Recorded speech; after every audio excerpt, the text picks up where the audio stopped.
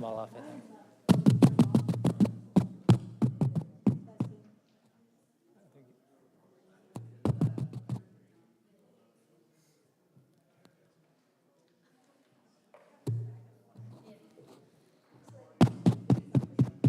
You think it's good? Yeah, Terry, I have Terry Fleming.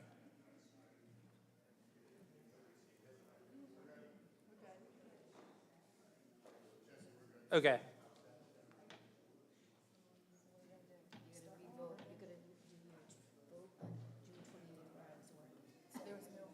We're going to revote both of those minutes. No volume at all, but we're not going to redo the whole meeting. So, okay. Patrick, ready? Yep. All right, are we live, Dan? Okay. All right, so anyone at home watching, we just took a short break. We got a few reports that there was no sound, so hopefully everything is back to normal for everyone. And fortunately for you, we're going to redo our approval of minutes, so you get to hear those because we did those incorrectly, so everyone wins. No, because we didn't have any sound. Yes. Okay, so for the approval of minutes, do we have a motion to approve the June 28th, 2022 special meeting minutes? I'll make that motion. Is there a second? Second. Okay, and Councilor Cicilline Bonanno was absent. So all in favor? Aye. Aye. All opposed? Okay, motion approved 4-0. And is there a motion to approve the June 28th, 2022 executive session minutes? So moved. Is there a second? Second. All right, and Councilor Cicilline Bonanno was absent for that as well. All in favor? Aye. Aye. Motion approved 4-0. Okay. We are going to go to our open forum public comment. So for anyone in the crowd tonight who's interested in speaking, please keep your comments to 3 minutes. Please try to be respectful and orderly as much as possible. And just a reminder for everyone that during open forum, please address the council. Staff will not be responding to open forum questions. If you have any questions for staff, you can always speak to them after the meeting or through email or by calling the clerk's office or the town manager. All right, we'll go with Dr. Alba.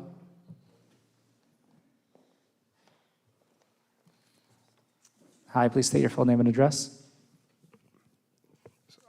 Dr. Al Alba, 24 Eagles Nest Terrace, Narragansett, Rhode Island. Sadly, our local senators, Alana DiMario and Bridget Valverde, and our representatives Carol McEntee and Teresa Tanzi have been quiet on the RIDM Proxy Paolino parking lot lease deal in Galilee. This deal stinks of corruption. Let us hope our council motions to the town to generate a cease and desist order against the RIDM and Proxy for operating an illegal parking operation as soon as possible, as time is of the essence.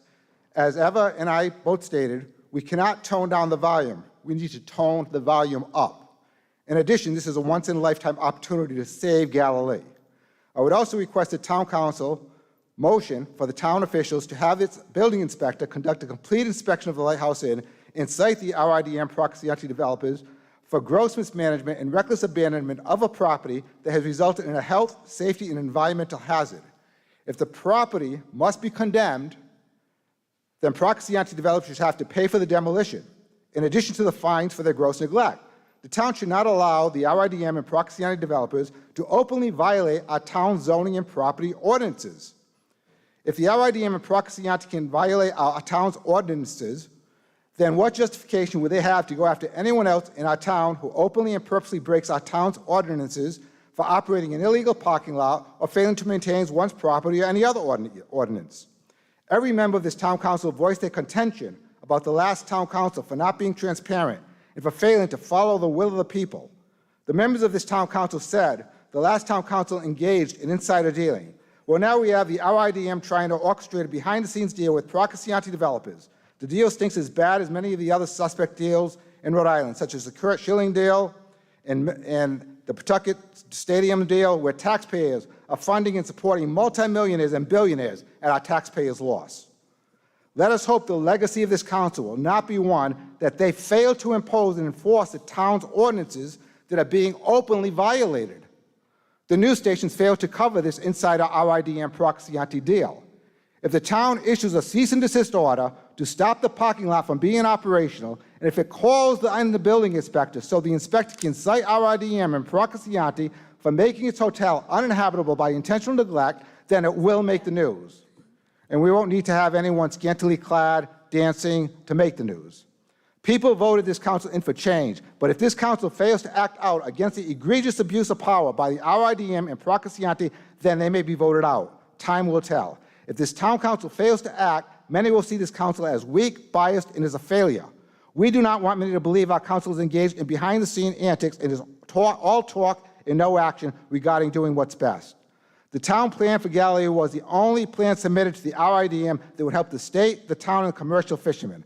How anyone in their right mind could feel awarding Proxy 2 of the 3 lots for a street-level parking lot will help the state, town, and commercial fishermen needs to have their head examined. While I applaud the town for putting forth and submitting a viable plan for Galilee, it will be inexcusable if the council fails to follow through on its fight to save Galilee. Thank you. Thank you.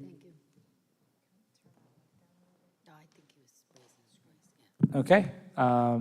Ms. Alberto?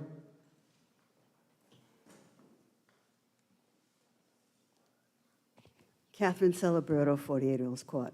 It's been reported in the media that a priest assigned to St. Thomas More as an assistant pastor was removed from 2 other parishes because of inappropriate interactions with children.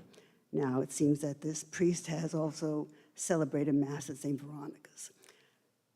I'm here to say that if you attend either of these churches and you have a child or a grandchild, and you have to speak to them, if there's any possibility that this priest engaged with any type of inappropriate interaction with your child, you must report it. And I recommend reporting it to the AG. Worked for adult probation and parole for almost 30 years, and I feel that a report to the Attorney General is better than local police force or even the state police. And again, I just want to make sure that parents speak to their children and report anything that even remotely inappropriate. A parent doesn't have to worry about, does the interaction rise to the level of criminality? That's for the Attorney General to decide. These priests are allowed to go from parish to parish because people don't report things.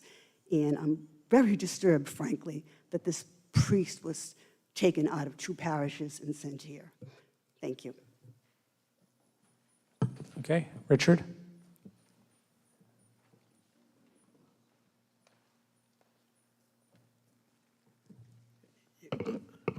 Please state your full name and address. Yeah, Richard Vangermersh, 55 Osceola. At least this is a different topic. I'm hoping that Narragansett can partner or really join with South Kingston for its 300th celebration next year. Our town, Narragansett, was a part of South Kingstown in 1723. And we remained there for 165 years until we split apart in 1888. Therefore, we are 55% in South Kingston from a history point of view and 45% in Narragansett. And I've spent a lot of time in the marketing of history. We marketed a couple of things here in 2013, Narragansett 125 and the Point Judith Lighthouse. And I'm trying to get us involved in marketing again. History is a tremendous tool from a marketing point of view. Now, I believe that South Kingston has lost this 55% of its history, which is not surprising. Once there's a split apart, there's a tendency to forget what happened in the part that split. We need to remind South Kingston, friendly, by the way, about these events that took place when we were in South Kingstown, but now we're in Narragansett. The 1780 visit by Lafayette to the Robinson Farm on the way to a key conference with General Rochambeau in Newport about the South Ferry, about the Cyrene, so I get my reading glasses on, capture in 1777 near the Point Judith Lighthouse, the now Point Judith Lighthouse, about Governor Sprague, Kate Chase Sprague, Salmon Chase, all these people familiar with, about Roscoe Conkling, about our 1888 split, in which I hope to give a talk in a couple of months on how and why we split from South Kingstown, about the gale of 1815. All right, Richard, thank you. Okay. My Oh, it's going up time is now. not up. No, sorry, it went through and now it goes up. After it hits 0, it starts to tick up. Oh, it's going, okay. Yeah, I don't know why it does that. Well, anyway. Thank you. All right, Stanley?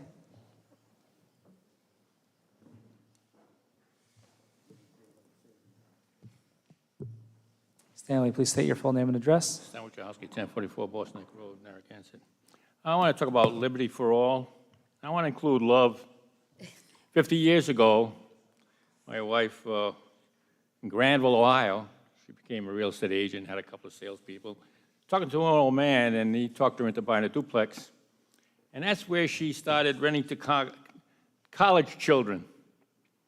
Found out we love talking to these college children. You know, they have a lot of activities to talk about, things to talk about. It was exciting. And when we left there and came back here, we decided, why not do the same thing here? Engage in the college children. And then we also had 5 children, which later on became college children. And of course, the elderly person up the road continually complained about their noise. They'd play out in the street, they'd play in the backyard. My boys would fix the car, mufflers, all kinds of noise. Just normally trying to live, constant complaining by others. And I think it had a lasting effect on my children, because even though I bought 5 houses so I could house 5 children in Narragansett, they refused to stay in Narragansett. And I firmly believe it was the anti-child idea, feeling. They didn't feel comfortable, maybe. I'm not going to call it harassment. You know, I mean, these neighbors had reason. They were noisy. Children were noisy. So I believe my children left here because of the... So your decision to actually support people who dislike college children or children will prevent families from coming here. Because I think any family has to think about it. Whether it's college children or normal children, they're noisy. They're in the way. They're a challenge. Even in church, there was one that was noisy the other day. I was rocking the child, trying to get it quiet. So they're a disturbance. And I would hope that this 3-student ordinance, which is discriminatory, anti-liberty for all, whether there's 3, 4, 5, I don't care how many persons in my facility, in my home, in my private, if they're not violating the law, they should not be discriminated against and have people think that they're unequal. My children don't live here. I have one daughter that lives here. 4 others left. Thank you. Thank you. Okay, anybody else? Nick?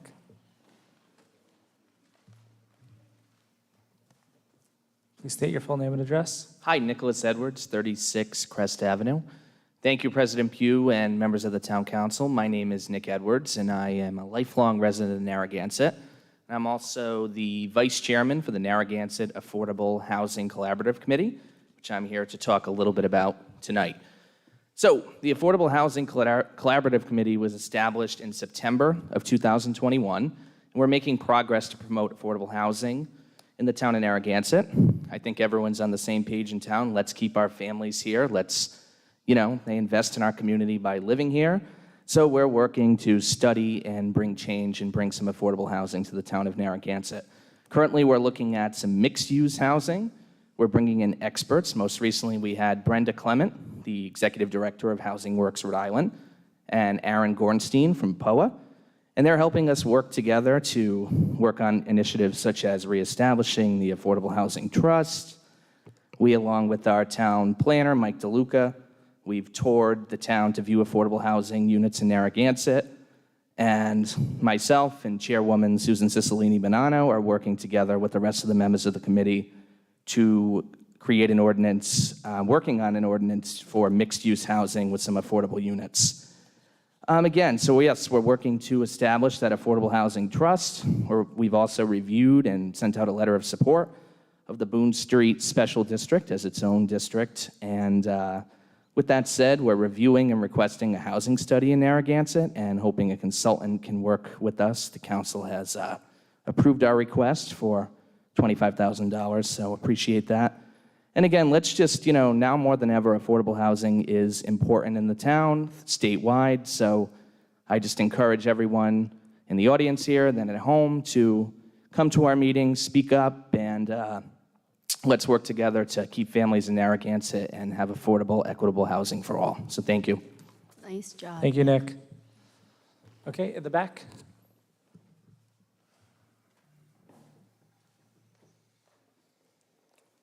Hi, please state your full name and address. Elizabeth Del Ghizo, 102 Riverdale Drive, Narragansett.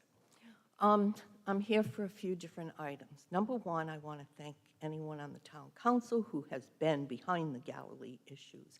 And any of you who are not, I hope you don't get voted in again. But nevertheless, the other thing I want to say, this whole country is in an, I don't know what the word is to describe it, but there should be justice for all.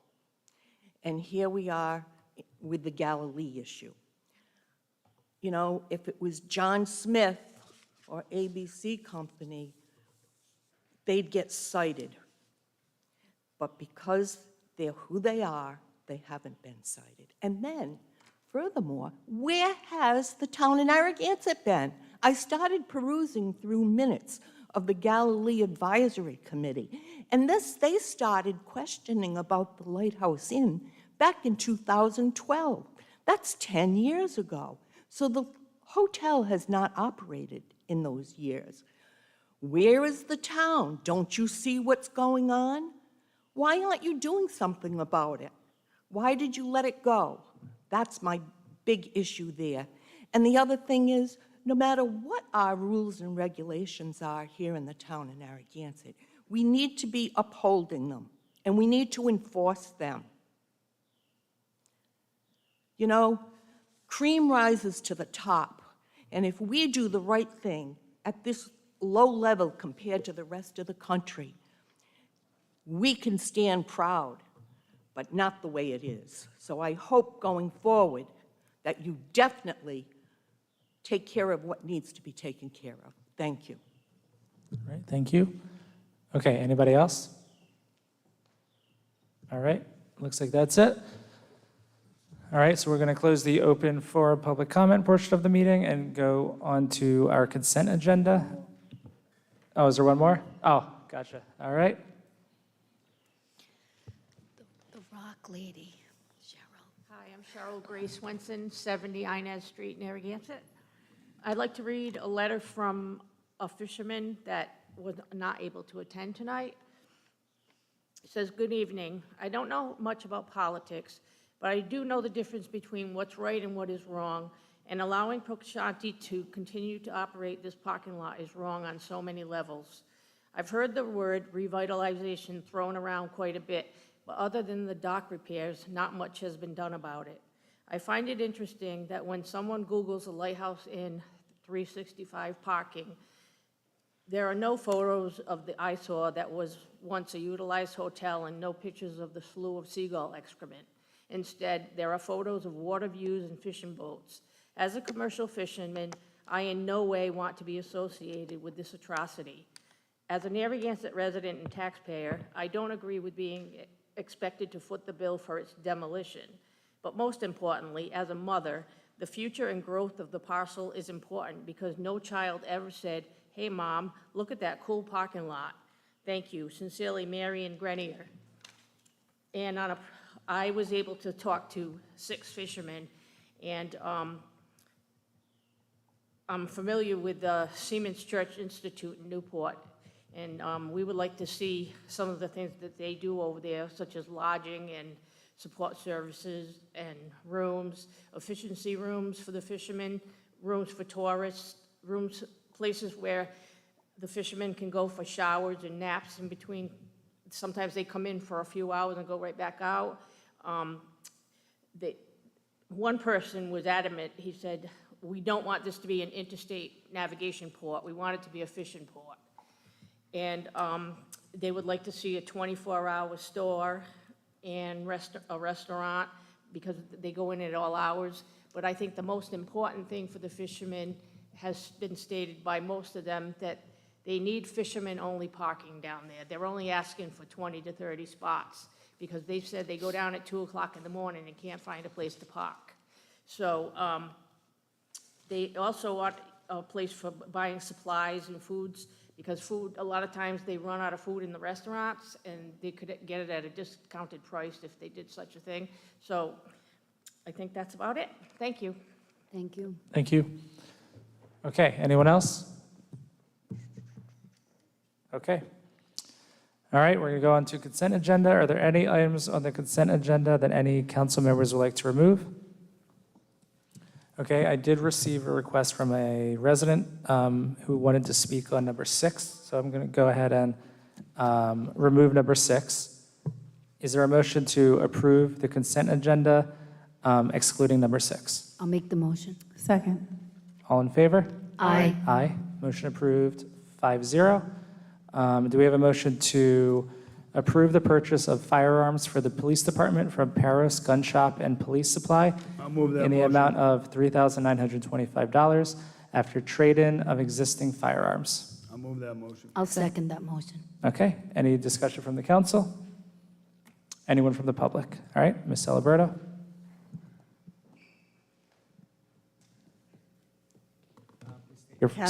Catherine Celeberto, 48 Earls Court. I don't have any objection to the purchase of new firearms. I have an objection to the sale back of the old firearms to this Paris Gun Shop in Vermont. Vermont allows 18-year-olds to purchase weapons. These are semi-automatic weapons. Vermont also doesn't have a concealed carry law, and you don't need a permit to carry a gun in Vermont. But mostly, to me, this would be, 42 guns that won't hit the street, because when this store buys them back, they're going to offer them for sale. I went on their website. And this, it's a drop in the bucket, I know, but it's still 42 guns that will not go out for sale to the general public. There are, I think it was, there were 45,000 gun deaths in 2020. I wrote it down here. 24,000 were suicides, and most of them were by a legally obtained gun. And there were, 19,000 homicides. That's a mix, legally obtained, illegally obtained guns. And again, the risk that these 42 guns would be used in a crime or to commit suicide is minuscule, but the risk that those 45,000 guns would have been used for a suicide or a homicide was also minuscule until those guns were used in that way. And then their risk jumped to 100%. And these 42 guns, our risk could go from 0 to 100%, depending on who gets a hold of these. I'd rather see these guns just go to an iron smelter. It's 60, it's, what does it come to? what was that amount, 16,000 we're going to get back or whatever for the buyback. Do we need that money? I don't think we need that money. To me, it's worth it just not to write that money off, send the guns someplace where they'll never be used or hit the general population again, and just avoid the risk that these guns would ever be used to harm someone, to harm himself or to harm somebody else. If every police department in the country did this, disposed of their used weapons and didn't sell them back, there would be hundreds of thousands of weapons taken off the street, in the hands of the general public every year. You have to start somewhere, and I think we should start here. I just don't think it's worth the risk that one of these guns could be used to harm somebody, or somebody could use one of these guns to harm themselves. I'd just rather write off the 16,000 or whatever it is. Thank you. Thank you. Did you want to hear from the Susie's? Yeah, Chief, can you? Stanley's got his hand up. All right, why don't we, Stanley, do you want to come up, or do you want to hear from the Chief Corrigan first? Okay. Chief, do you mind coming up? I think we have a couple questions for you.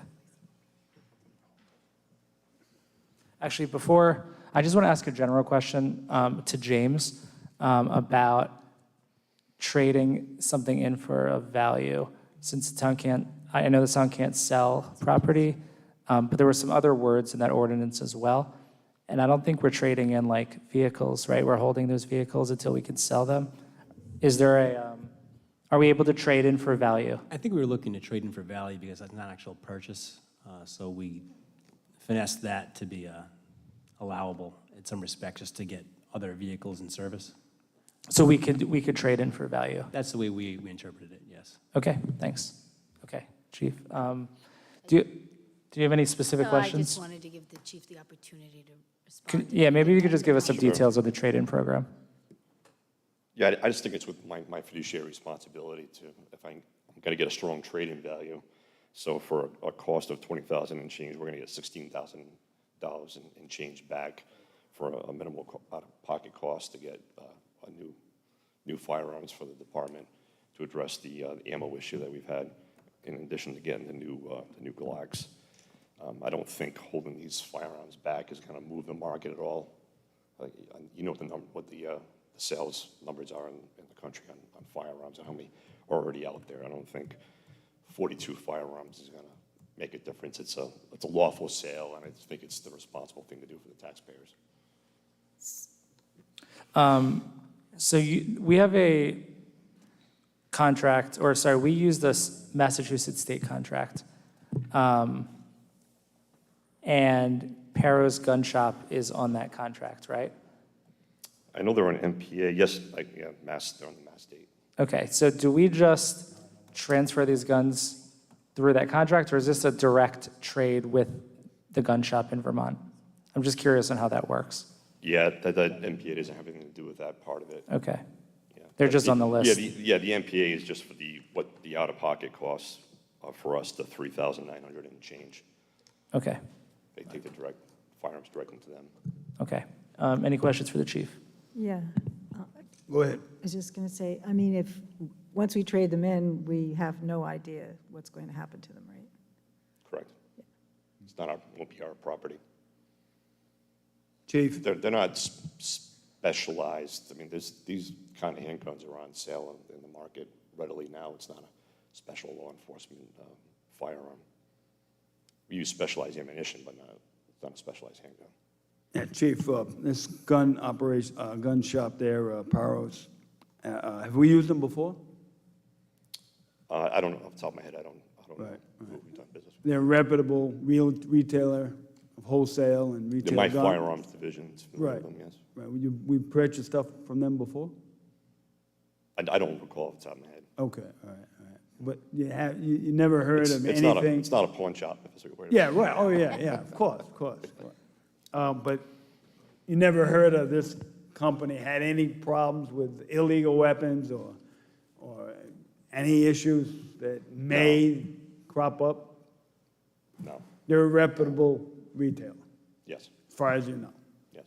Okay, so, I mean, unless, I got no problem with this. At all. Just one last question. Is there any retailer in Rhode Island that we could do the same kind of trade-in with? I don't have a list with me, but they checked in with at least 2 other vendors, and this was by far the best price that we saw. Okay, thank you. Okay, thanks, Chief. Thank you. Thank you. Thank you. Stanley?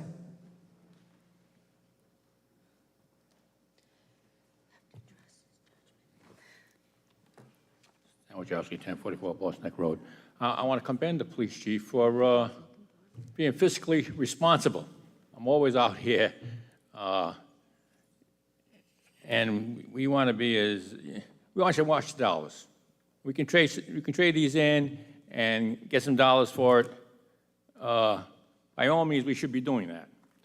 Now, as far as the guns, whether people get these guns or other guns, the bad guys are going to get the guns no matter where they are. I mean, I don't think this particular trade-in is going to be the cause of some issue specifically. This is a normal transaction, reputable firm.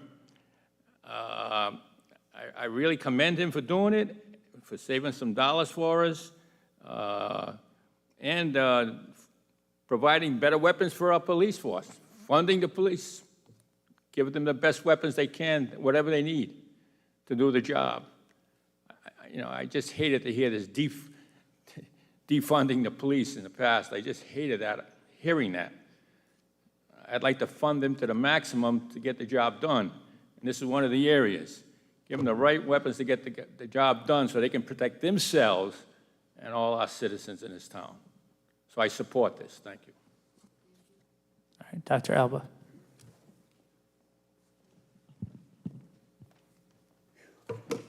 Dr. Al Alba, 24 Eagles Nest Terrace. Yeah, I second what Stan says. I would never second guess Chief. He's been appointed as a chief for a reason, because of his expertise, leadership, and knowledge. And I'm sure he's not going to do anything reckless or put anyone in harm's way. And I do agree also with Stan about funding our police and give them any cars or resources they need based on what the chief, he's already shown that he's very fiscally responsible. So I'm sure he's not going to be investing in any kind of services or vehicles that we don't need, but I'm sure he will be prudent and invest wisely. Thank you. All right, anyone else? Okay. Wynn, are you coming up? I didn't see you raise your hand. All right, Wynn Hames, coming up. Please state your full name and address. Woodruff Hames III, 30 Wood Avenue, Narragansett, Rhode Island. It's hard for me to say, but I'm going to agree with Catherine. I do believe that, and there's nothing against the chief. Chief does a tremendous job, but trading guns, we do, like she said, we do gun buybacks. Why are we giving guns away? And what was the cost of the trade-in? It's going to be $16,000. $16,000 is the trade-in? Will be the value of the guns that are Trade-in. traded out. And we're only paying $4,000 for the... Correct.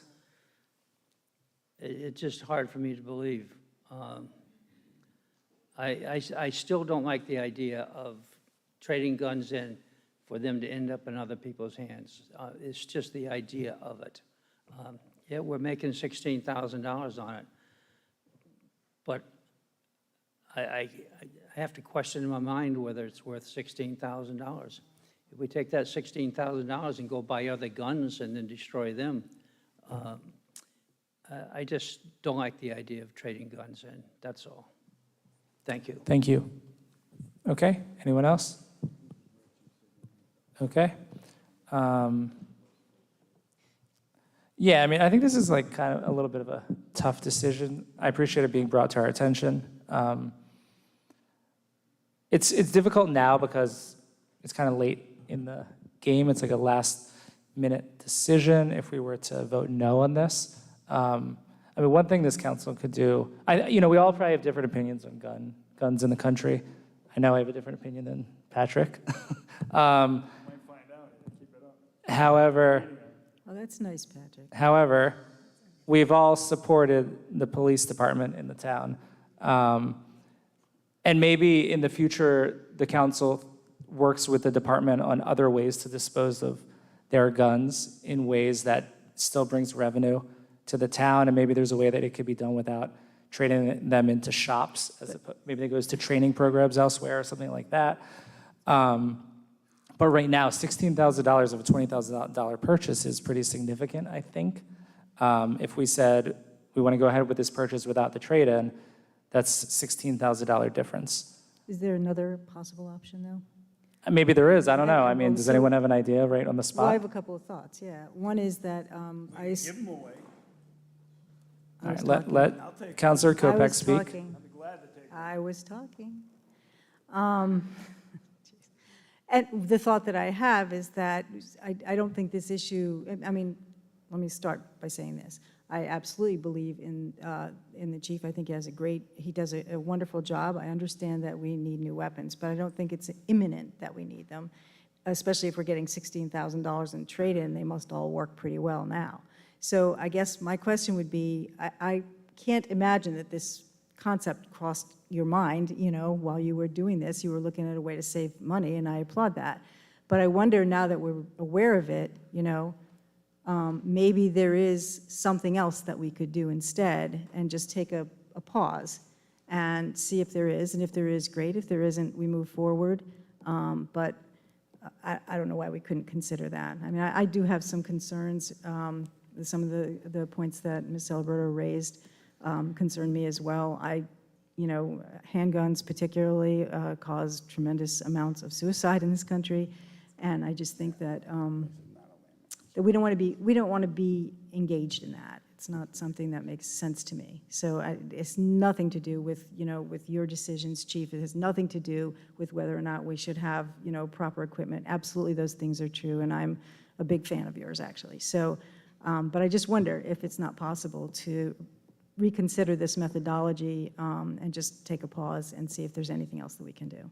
I just want to mention that this is, getting the new guns was not the only problem I was looking to solve, is that Okay. we're having, right now we carry our Oh, you have the firearm ammunition shoots the issue, right? 357. Yeah. These new Glocks are going to be 9mm, which are far Right. more readily available. So we're having a hard time getting ammunition, which it's very important, regardless of what you think about firearms. It's a very perishable skill. You need to stay on top of your training. Right. I think Uvalde showed you what happens when the police aren't ready to respond. So we shoot twice a year. Our new recruits, when they go to the academy, they're shooting 2,000 rounds each. We have other programs for Right. enhanced training, and we're just not able to get the ammunition to do the training right now. So that's why. Is that a another really reason. imminent issue right What's now? that? Is that a really imminent issue, the lack of ammunition? I mean, we jumped through a lot of hoops in order to get the ammunition that we have to do our last shoot. So now we're trying to get prepared for the fall. And I got 2 recruits going to actually, they started the academy today. And I'm getting ready for the January academy. You get backed up and it's hard. Right. So the sooner we can get to a 9mm, the better off we're going to be. And they are available now, the 9mm. Right, we're going to go, instead of going and getting a case here and getting a case there, we're going to be able to go to our usual supplier, AAA out of Massachusetts, and we're going to be able to do a bulk purchase, save the town money and ammunition, and they'll be able to guarantee a delivery date, which is like a big headache off my plate, make sure I'm going to have the ammunition for my training. Well, it's a conundrum for me. Let's take a vote, up and down vote. If you can't sleep at night approving this, then don't vote for it, okay? Let's just take an up and down. Let's just get on with the meeting here. So, Wow, coming from you, I mean, Patrick. one thing is, we've been doing this, right? This isn't the first time, right? Right, always traded in. That's been happening. We can work on other things, other ways to do this, which would be either we say, on principle, we're not going to trade out anything, and we're just going to pay, we're going to make up the difference in cost as a town because we believe that. That's one way. Or we figure out a different way to dispose of them where we do get paid.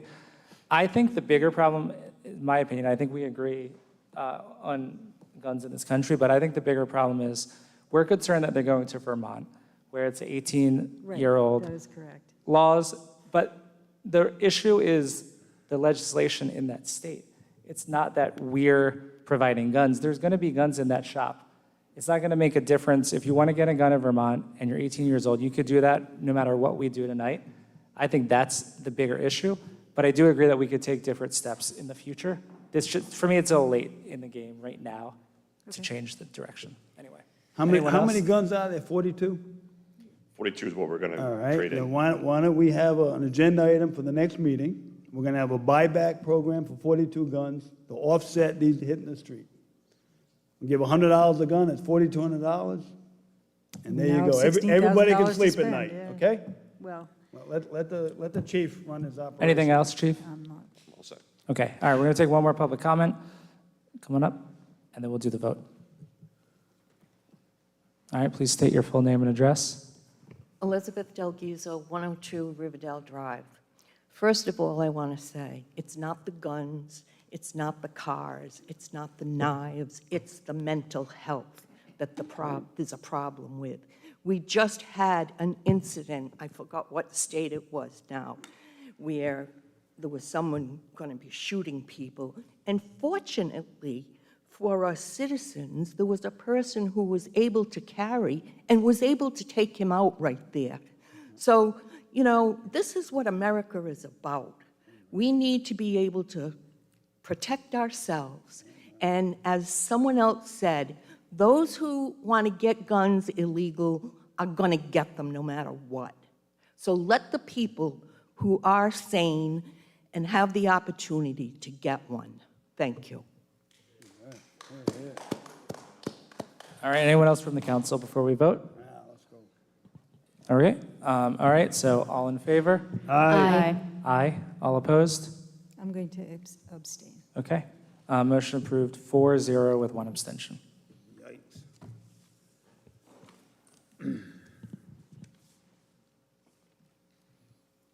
All right, we're going to go to number 12 from the fire department. It's a motion to approve the purchase of one new 2022 Ford F-150 Super Crew XLT 4x4 6.5 bed truck from McGovern Municipal HQ in the amount of $54,017.15, utilizing the Greater Boston Police Council contract. Do we have a motion? I'll move the motion. Second.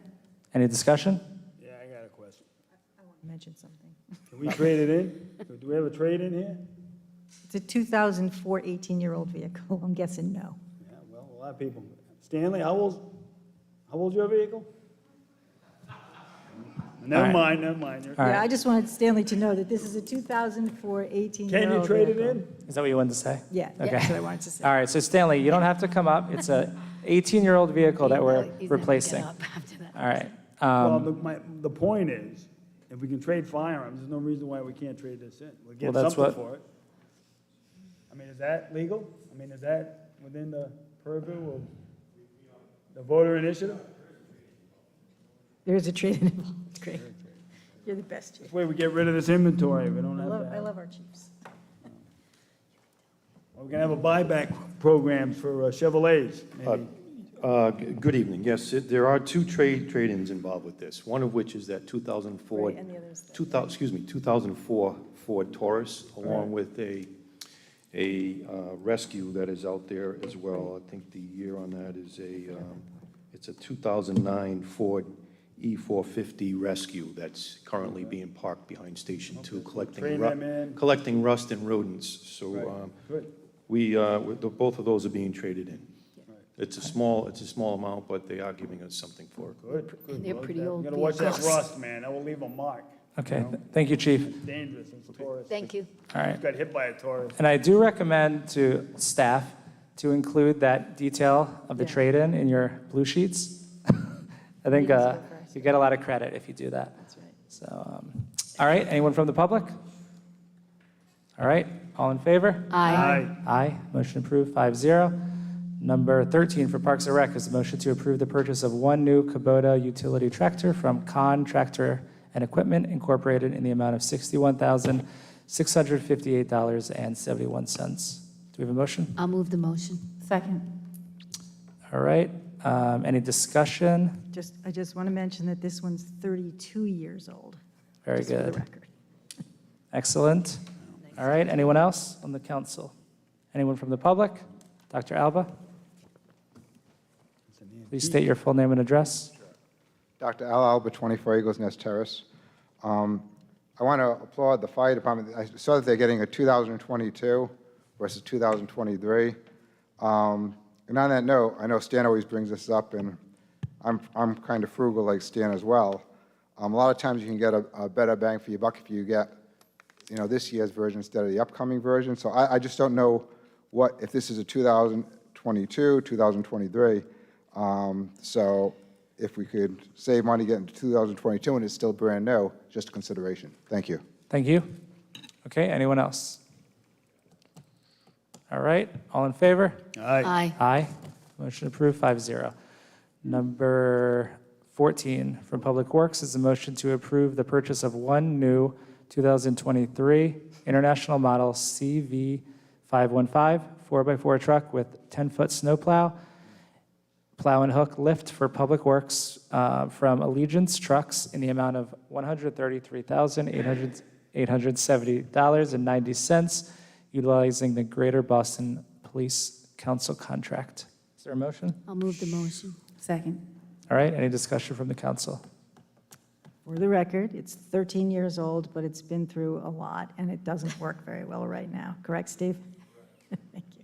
I also mentioned that we're just into our new budget season. Right. Purchasing, and this is when all of these purchases come up. That's why at our last meeting and this meeting, you've seen so many of these.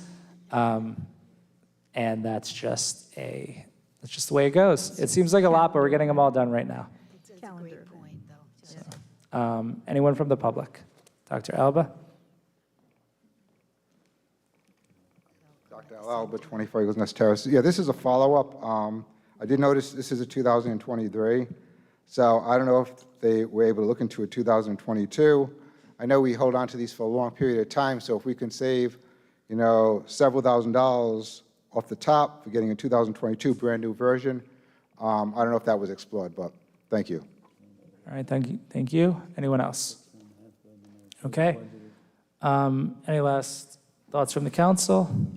All in favor? Aye. Aye. Motion approved, 5-0. Number 15 from engineering is a motion to refer the request from Kenya Law Associates in regard to Plat M, Lot 109. Wait, Patrick, Oh, sorry. you want to turn it off or stop hitting it? All Okay. set. Plat M, Lot 109, Ocean Road, undeveloped, and Plat M, Lot 115, Central Ave, undeveloped, for waiver of the sewer policy to the Sewer Policy Committee for review. Is there a motion? I'll move the motion. Second.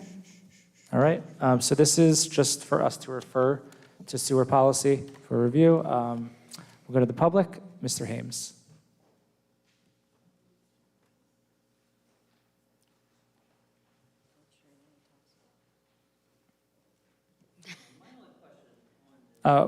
Please state come up to the mic. Please state your full name and address. Would just be Hames III, 30 Wood Avenue, All Narragansett. right. My only question on this is this is standard procedure for anybody who wants to hook into a sewer system? If they need a waiver. Right, right. So, Right. So is this the only way to hook into a sewer system?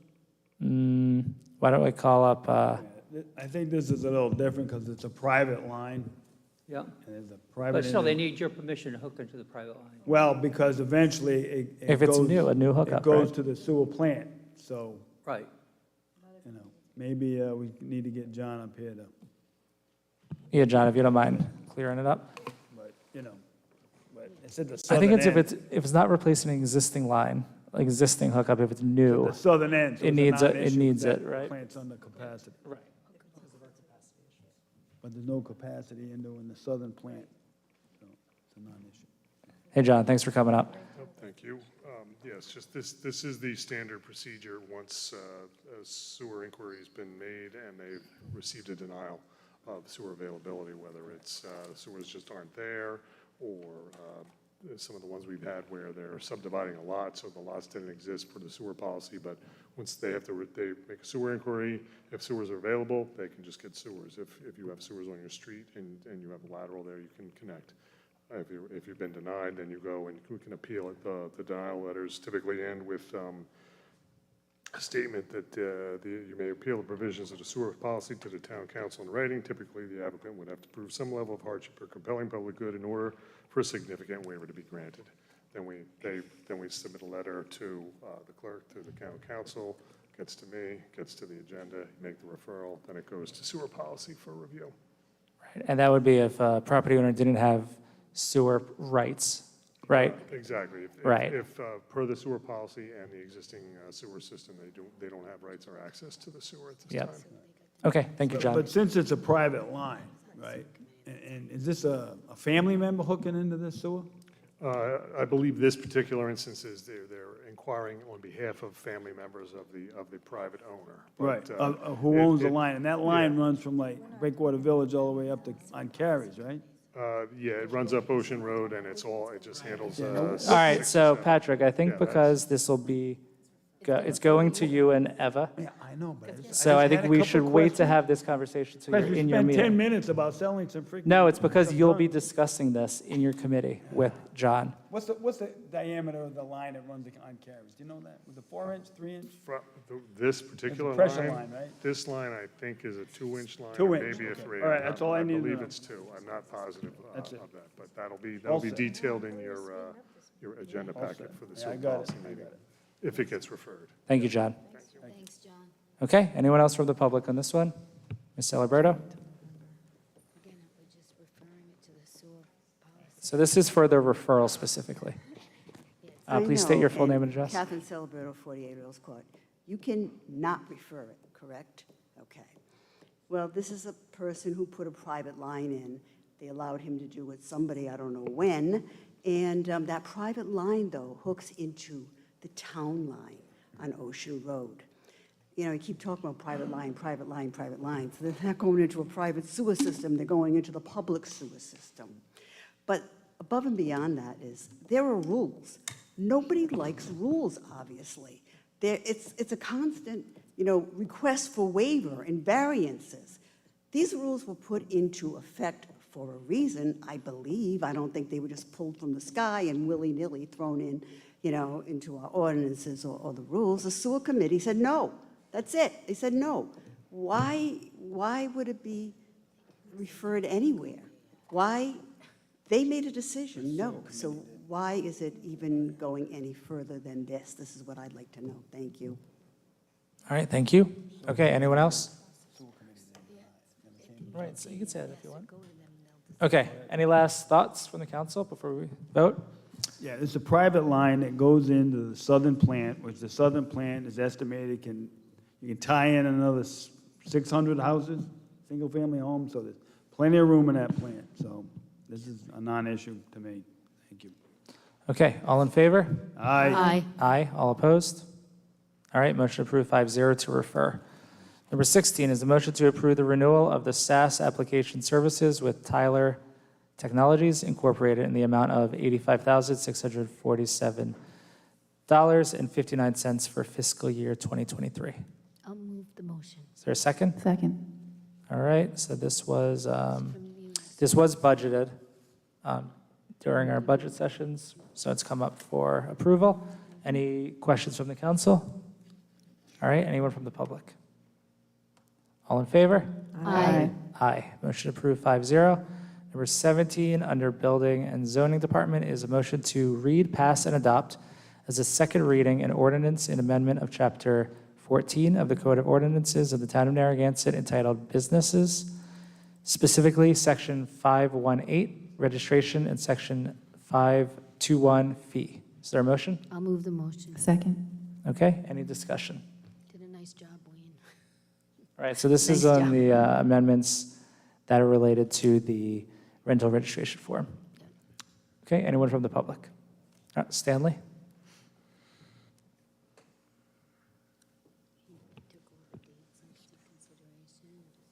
Stanley, please state your full name and address. Stan Wojciechowski, 1044 Boston Neck Road. I guess there's an increase in fee. I look back and I don't know how many more building violations. I think all the old building violations that probably happened are probably taken care of. So we should see a decrease in persons having to deal with that.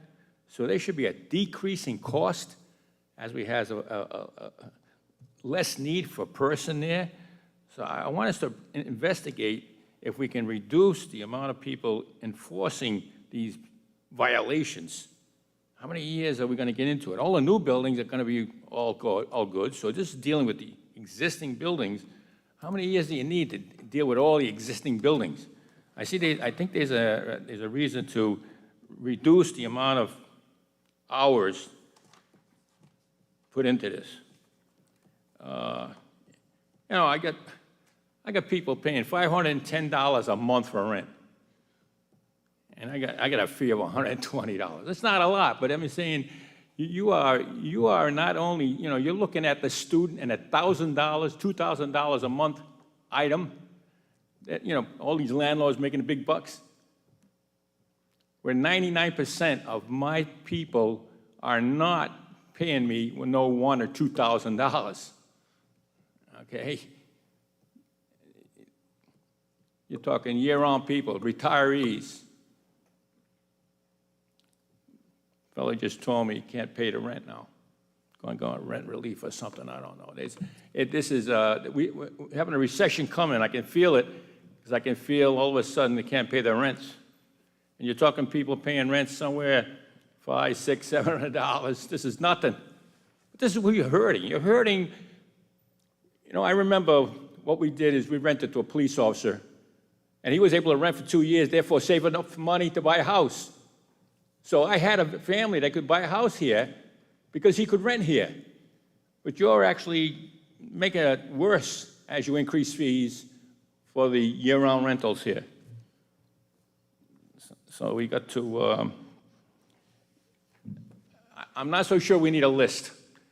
And of course, people did not fill out the list properly. There's a resistance movement.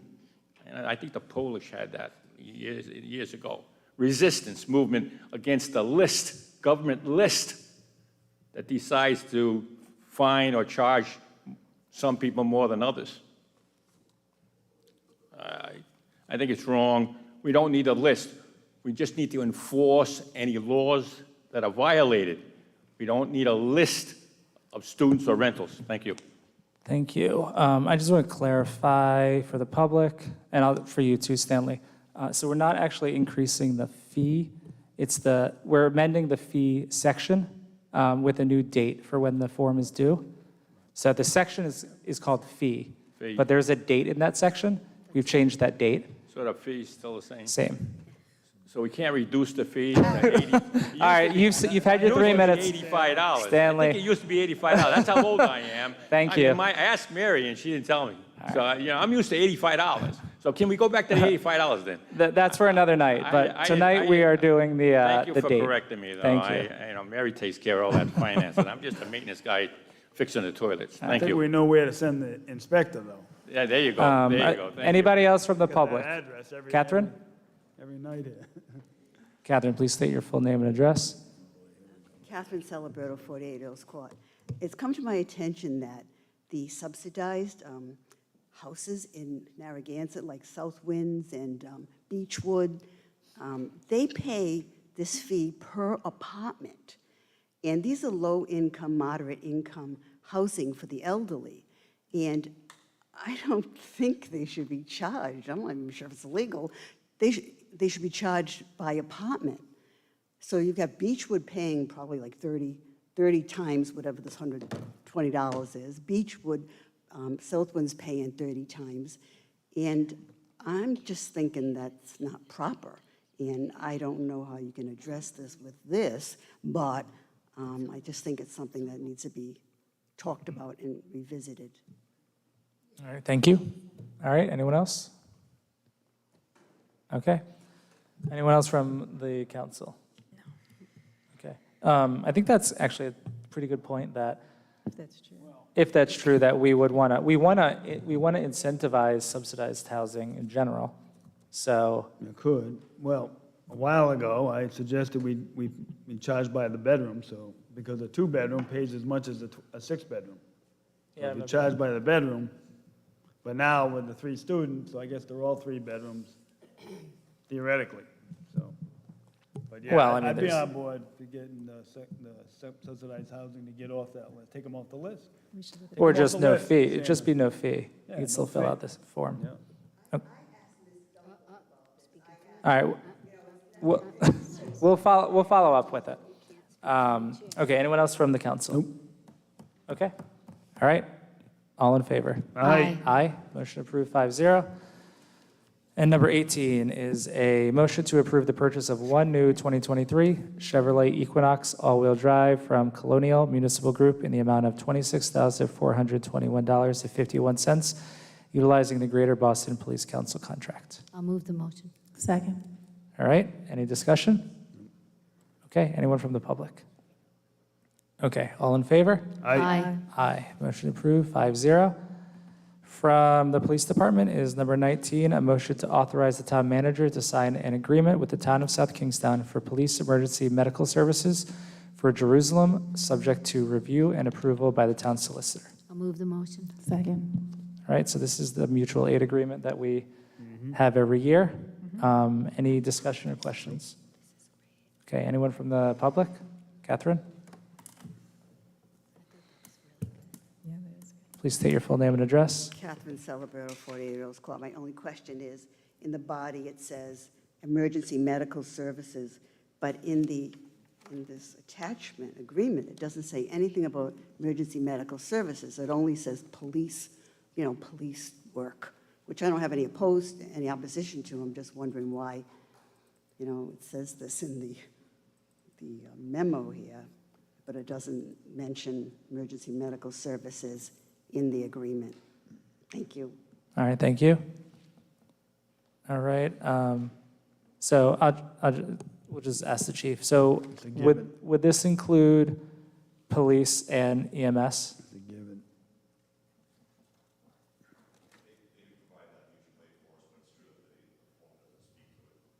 But it is prevent. Okay. All right, we'll work on that. Thank you. All right. Any other questions? Okay, all in favor? Aye. Aye. Aye. Motion approved 5-0. Number 20 is a motion to adopt a resolution to authorize the chief of police to sign a mutual aid agreement with all Rhode Island municipalities. I'll move the motion. Second. Any questions or discussion? Okay, anyone from the public? All right, all in favor? Aye. Aye. Motion approved 5-0. Number 21 is a motion to approve the purchase and installation services of 3 MDT tablets for 3 new police vehicles from Island Tech Services, LLC, in the amount of $18,550. Is there a motion? I'll move the motion. Second. Okay, any discussion? All right, anyone from the public? Catherine? Please state your full name and address. Catherine Celebrato, 48 Earls Court. We're up to $225,000 for 4 police vehicles. That'll bring us to 26 police vehicles. I think I saw one on the surplus list to be sold. And this is pretty ludicrous that you would worry about $16,000 to buy back guns when you're spending this kind of money. It just makes no sense whatsoever to me. And by the way, I mentioned this to my husband about the guns, and he said to me that they usually give those off to a lesser police department. So I still question the sale back. Thank you.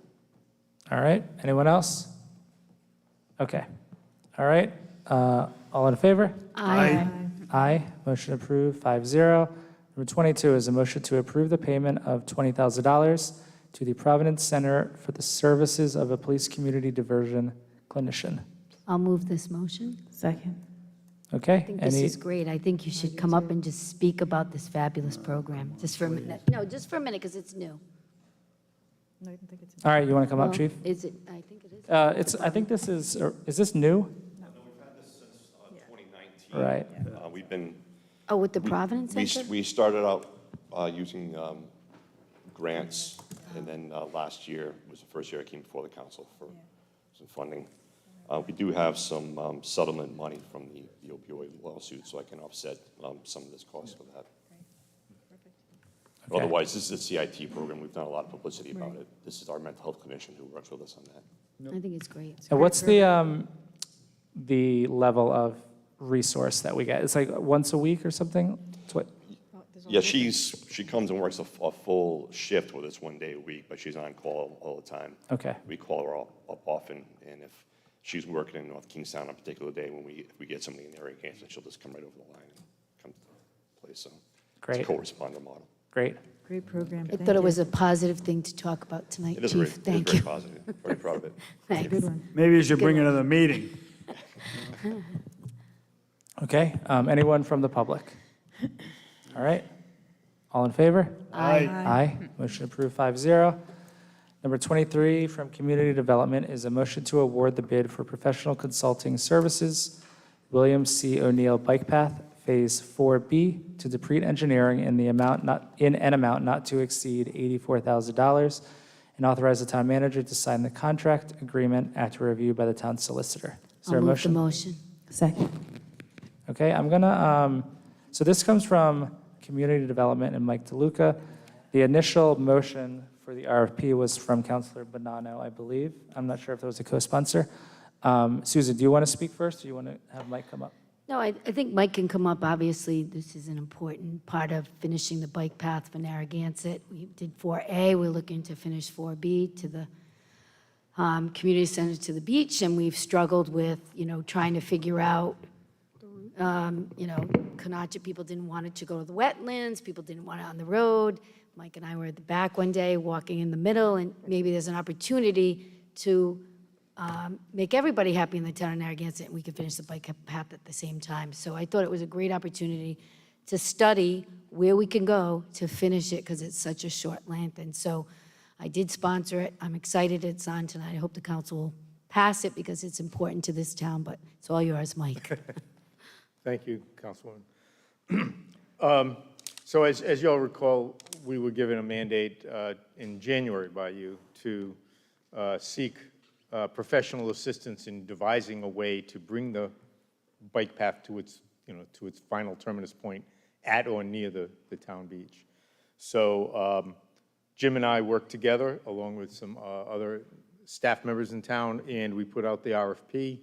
I believe we put that out in April. And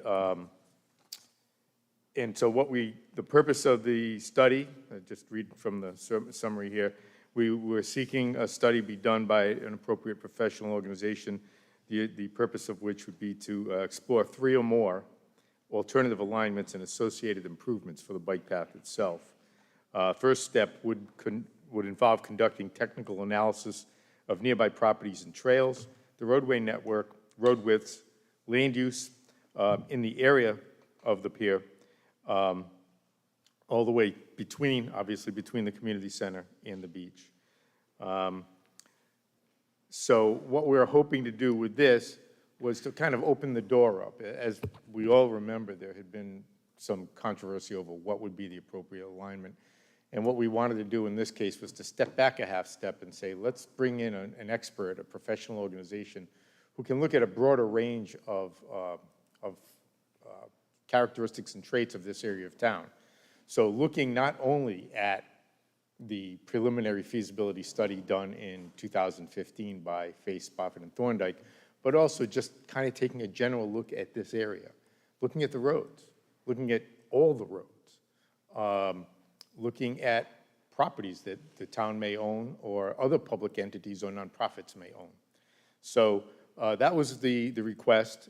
Deprete Engineering was our sole respondent to the RFP, but they have as their subconsultants both Beta Engineering and PAR Engineering. These 3 firms have probably done, I would guess they've done at least 50%, if not more, of the bike path design in this state over the past 15, 20 years, from my personal knowledge. So it's a very good, highly technically capable expert team. So what we've done since their submittal of their qualifications was met with them, talked about what we're expecting. We answered a lot of questions they had.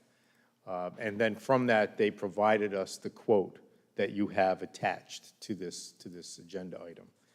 So it's going to involve a broad range of study. We're going to look at every possible avenue that could be undertaken, from off-road to on-road to combination and all that. New places, new locations that might not have been considered before.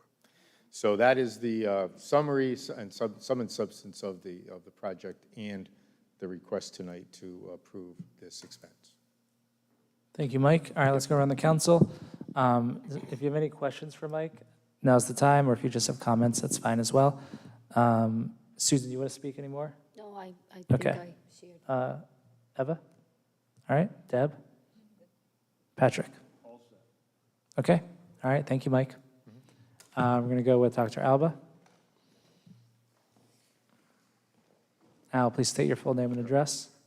Dr. Al Alba, 24 Eagles Nest Terrace. I don't want to second guess any of the experts here. You know, I have complete faith in their expertise.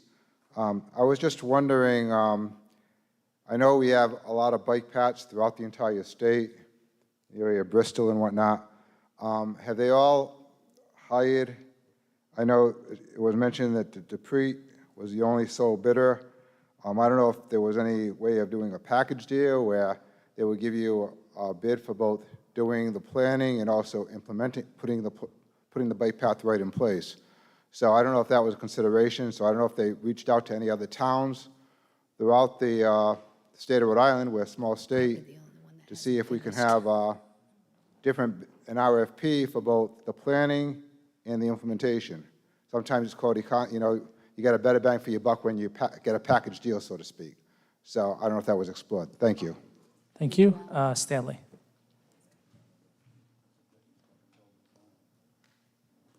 Stanley, please state your full name and address. Stan Wojcicki, 1044 Boston Lake Road. You know, I just, seeing a bike path with those sharp curves just seems to be dangerous. It doesn't seem to be what bicyclists like to do or should have to do. It's so obvious that you go from the community center right through the park, you know, Wampum, what's the name of that street, Mary? Wanda Street. So you go through the park, Wanda Street, a straight shot to the beach. If we can have a bike path right in front of the beach delineated, surely we can have the same delineation on Wanda Street. So you have a straight shot from a community center right to the beach. Now, I don't mind if we go to, you know, I just hope that we could minimize 20 alternatives. And I'm asking Mike to try to push the most common sense, straightest route. Go through the park, down Wanda Street, straight in. It's the shortest one, it's wide open, it's the largest street. We don't have to build streets, we don't have to build something. It doesn't have to cost us a lot of money as we clear out woods or swamps or whatever we got to do. You know, you're going to go over a swamp, so you're going to need some decking or something. And I understand the consulting groups can give us all that, and that's fine. But again, I'm looking for the cheapest way and the straightest route. I think it's the safest one. It's not only the cheapest one, but obviously it's the safest one as you stay straight and short. So I hope you consider that and kind of push that idea to the consultant so we'll minimize its cost. Thank you. Thank you, Stanley. All right, in the back, yep.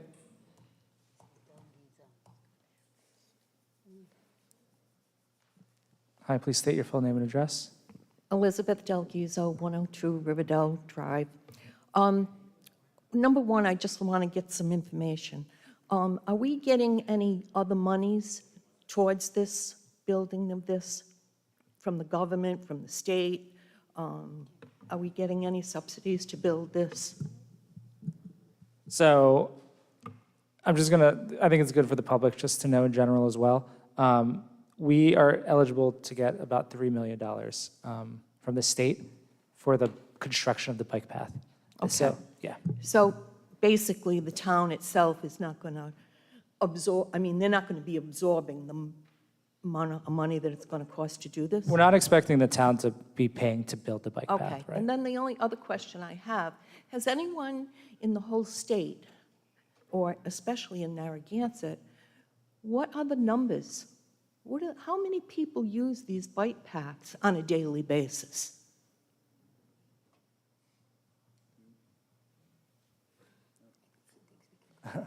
I know, yeah, we don't typically go back and forth. I wanted to answer the first question. No, I understand, Right. but I think that's something we should be addressing also, that maybe there's some other community thing that we need to develop more that's going to be used more.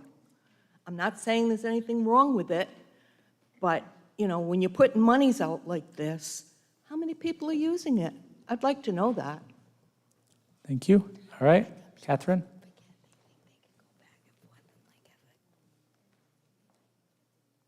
Catherine Celebrato, 48 Earls Court. Is that $25 million bike mobility bond going to be on the ballot in November? Does anyone know? We filed a resolution. It's not going to be on the ballot. Because I was thinking maybe we could get some money back from that, but I guess not. I mean, I don't have any objection to this. I just hope we can find some money from somebody, some kind of reimbursement from DEM, maybe anybody, to lessen the cost to us. Thank you. Thank you. All right, Rosemary?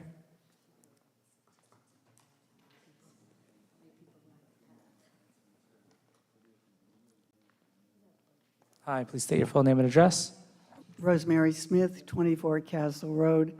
I urge the Narragansett Town Council to support Motion 23 to award the bid for professional consulting services for the William C. O'Neill South County Bike Path Phase 4B so that the town can move forward to completion of the bike path and to the Narragansett Town Beach from the Narragansett Community Center. As you said, Jesse, $3 million is available to the town in the State Transportation Improvement Program, otherwise known as the STIP, once there is agreed upon alignment for the path. It will take a consulting firm to provide the technical foundation to determine alternative routes so that a preferred safe and buildable route can be selected. The steadily increasing vehicular, bicycle, and pedestrian traffic during the summer and shoulder seasons adds urgency to move forward with this project, and we thank you for your consideration for this. Thanks. All right, David? Hey, David, please state your full name and address. David Smith, also at 24 Castle Road, Narragansett. In the matter of traffic on the bike paths, in 2017, there were counters placed on the South County Bike Path in Kingston and at Mumford Road, as there were other counters throughout the state. The numbers were, there were raw counts that then were annualized and so that the East Bay Bike Path had 130,000 trips, either pedestrian or bicycle or roller skate or whatever. 130,000 per year using it. The South County Bike Path at or near Kingston was 60,000. And Mumford Road at that time, this is before the construction of Fosby, was 30,000. I want to say anecdotally that during the pandemic, traffic on the bike paths almost tripled. So I don't have raw data for data accounts for bike path use in 2021 or 2022, but as of like 5 years ago, it was fairly substantial, and that was without the bike path being completed. Thank you. Okay, Sue. Hi, please state your full name and address. Susan Amoruso, 111 West Bay Drive, Narragansett, obviously. I just want to say I support this resolution. I think it's desperately needed that we move forward, and we need to come up with a safe way. I can't tell you how many people I've talked to, like in the past 2 weeks, stressing that it's so dangerous. you know, there's no place for people to bike safely. You know, kids, I'm so nervous when I pass them.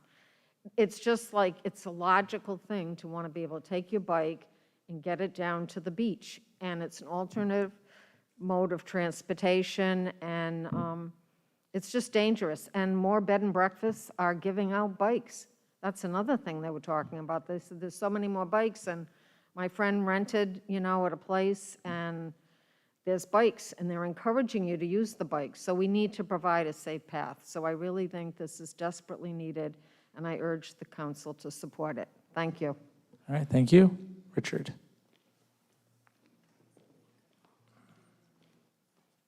Please state your full name and address. Yeah, Richard Vangermish, 55 Osceola. Yeah, the studies we've been looking at, I would say go back to 2010, 2012. We've had studies that are really quite old, and the world has changed, not only in dollar costs, certainly bikes have changed. You can see, just go to a bike shop and see what are classified as bikes now that weren't even thought about when we started looking at this. So what we've been talking about, really, 10 years is too long in terms of saying, well, we looked at this Wanda Street in 2012. We tried Wanda Street a while ago, and we had a revolt from people who lived on Wanda Street that ended that idea. So what we have, unfortunately, now is a mishmash of plans with a mishmash of dollar costs, with a mishmash of what are bikes. Just that alone in 10 years has wildly changed. So we desperately need an updating of the cost figures, of what bikes are, what bikes that we want to tolerate on a bike path. So we need really at this point a firm that is going to look at the studies, which I think may go back to 2010. And God, that's 12 years ago. So somehow we have to update and take account of the vast changes that have taken place since these various plans have been drawn. So clearly, we are in a different world than the plans. I think we go back to 2010. And we have to somehow update to where we are today. All right, thanks, Richard. Anyone else? Okay. Any other thoughts from the council? All right. Yeah, I got something to say. All right, go ahead, Patrick. Yeah, we've been talking about this for a long time, and I'm still in the camp where we should just, we're at ends of the community center, end it at the Indian Head, and then you got choices. You can go to Canachet, you can go down Wanda, or Othmore, or Narragansett Avenue, cross the street, go down Kingstown Road, let the people have a choice. We can take that $3 million and clean up the town property from the Indian Head to the community center and make it a beautiful area to transport in a bicycle. Because that $3 million, if we spend $80,000 and the priest's going to tell us, well, we're going to cut through this wetland, $3 million is going to get us in about 50 feet, because we just don't have the money to do it. And, you know, I think we should just end it at the Indian Head and utilize the town property that we have, and that's it. Because to get down to the pier through some other means is millions of dollars that we just don't have. So that's how I feel about it. So I can't support this. Thank you. All right, thanks, Patrick. So I think the idea behind this is that Deprete is not going to tell us to just cut through some wetlands because they know the budget, and that's why we're hiring them. We're hiring them to give us viable options within budget, which is what we don't have now. I mean, I don't really want to spend $80,000 on another study. Like, it's not, you know, you don't want to do that. Who wants to spend that money? But we've been talking about this and going in circles for like years. And Susan knows better than anyone on the council because she's been on for 12 years, whatever, and has seen how slow the progress is. And I've seen it for 4 years. And it's so close, but there's no... It's complicated. And it's very complicated. There's no consensus. You could talk to 10 people in town, and everyone will have a different preference. We had workshops, and we got pushback from people on Wanda Street when we tried that. You get pushback from people back in Canachet Farms neighborhood. You get pushback from people who like using the trails by the museum. So there are issues with every option that we've talked about, and it's not... I'm convinced that it will never happen if we don't spend this money to have a professional firm give us realistic options. So I just think it has to happen. If we want to do the bike path, we have to hire a firm like this. I'll repeat what I just said for 40,000. No, Well- Jesse, you're absolutely right. This has been ongoing, and we have not been able to specialist. solve it. So we need somebody to look at it. And so, and just for the public and for the council, this would be coming from ARPA funds. So that's the funding source in the item, which, you know, I mean, that's town money at this point because we've gotten the money, but it was meant to be used for public infrastructure, projects like this. Or pay down the OPEB. That's something we could use it for. All right, any other comments? Okay, all right, all in favor? Aye. Aye. All opposed? No. All right, motion approved 4-1. All right, number 24 from the town clerk is a motion to appoint, reappoint individuals to the Harbor Management Commission. Do we have a motion? I'll move the motion. Second. I'd like to do a reappointment for John Thompson. He's up for reappointment, and I'd like to ask the council to look at the alternate one spot, which is Joe, help me out here.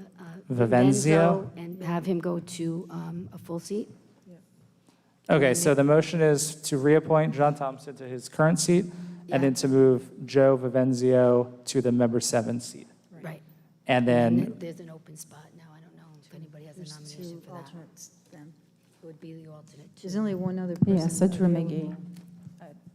so, you know, we don't have to fill an alternate spot now. Okay. I think we need to just make it clear that these positions are available and see if we can get a few more people to apply. That's what I would consider. So Okay. Janet, did you hear that? John Thompson to the full seat? We have to vote. No, I. So do we have a I was second to mumbling that? when he said it. Okay, any discussion? All right, anyone from the public? Okay, all in favor? Aye. Aye. Motion approved, 5-0. Number 25 is a motion to appoint 2 individuals to the Zoning and Plating Board of Review. Is there a motion? I'll move the motion. Second. Okay, so I do want to quickly Oh, 'cause explain a little bit about this. So at our last meeting, we had passed a motion to schedule interviews for the planning board seat. At that time, we were under the understanding, is that Yeah, right? that's good. Under the understanding that the current member, Rob Ferraro, was looking for reappointment. But he wasn't. That's not, it turns out that's not the case. So we now have 2 alternates on the zoning board that who we have recently interviewed already, which is Tom Callahan and Keith Kyle. Keith Kyle is the alternate 1. Yes. And Tom Callahan's the alternate 2. So now. So my opinion, I'll just All right, finish, go ahead. and then we can all talk, would be to just move Keith Kyle to the full seat as the senior alt member, and then to move Thomas Callahan into alternate 1. And then we have another motion after this, it's on the agenda, to then schedule interviews to fill that alternate 1 seat. Yeah, so I was going to make the same recommendation to move Keith Kyle into the full seat, Tom Callahan into the first alternate. And then the second, up for discussion. Right, and so we have a motion right after this. Yeah, where we so can- that's, Yep. I agree. Okay, so it's a motion to move Keith Kyle to full seat, Tom Callahan to alternate one. All right, is there a second? I'll second it. Oh, I opened it. Who made it? Susan. I did. I'm talking it through, too. Okay, I do we tried to have, second it, too. do we have the second? Yes. Do you have it, Janet? Okay, great.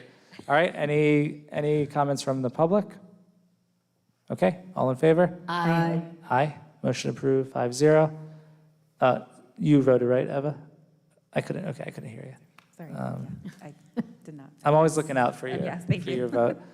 couldn't forget. Then we have a motion, number 26 is a motion to schedule a work session to interview applicants to the Zoning and Planning Board of Review. I'll move the motion. Second. All right, so we would be looking to schedule, let me just zoom in, schedule this for 6:30, August 15th, so that's our next meeting. That should give us, it should give us enough time to get through it. Same process that we've always talked about. We can send our nominees into Janet, and Only from this list, correct? only from, these are the applicants, right? So this would be to fill the alternate Alternate two. two. Yep. Yeah. Got it. Cool, so August 15th, 6:30 PM. Do we have any questions or comments? Okay, anyone from the public? All right, all in favor? Aye. Aye, motion approved, 5-0. Number 27 is a motion to approve the hiring of a full-time clerk for the town clerk's office. I'll move the motion. Second. All right, so this is just to approve the ability to hire for that position, not a specific person yet. Any discussion? I just had a question about the clerk's position. That clerk can work in Janet's office or other offices as well? Like, would that be a clerk position for, say, in the courts too? Or not? Is it stay in the town clerk's area? It would be for the town clerk's office. So it wouldn't be any kind of cross-training where they would end up in another department? No. Okay. Okay, any other questions? This is a budgeted position. We're not did. adding. Yeah, we're- yeah. We did approve this in the budget. Yeah. It is in the budget. Yeah, I couldn't yes. remember. Okay, so we're adding another clerk Yes, that is correct. to do all the opera requests. That is part of the justification Yeah. for it. And then, Okay. and Janet, then you can go home before 9 o'clock? Yeah. Maybe. After a few. 8:45. Oh, seriously? Yeah. I'm serious, like, what are you I'll doing here? support this for your sanity. Okay, any comments from the public? Okay, all right, all in favor? Aye. Aye, motion approved, 5-0. Very unfair. Number 28 is a motion to remove one individual and appoint one individual as Democratic alternate to the Board of Canvassers. Is there a motion? I'll move the motion. Second. Okay, so this is done by the council president, so I'll go ahead and do that. I'll also explain this process a little bit. So each major party has a representative on the Board of Canvassers as well as an alternate member. Those members are nominated by the chair of their town committees. So the chair of the Democratic Town Committee lets the town know, the town clerk's office typically, know who they would like to see in that seat. Jay Wedgemont was appointed like a year or a year and a half ago, but is going to be removed due to lack of attendance. And we will be appointing Kate Holman, who was the nominee that the chair of the town committee sent. So I'm going to go ahead and remove Jay Wedgemont and appoint Catherine Holman as the alternate for the Democratic seat, alternate seat. And do I need to, James, I'm just going to check with you, does this need to even get voted on? Nope. Okay. All right.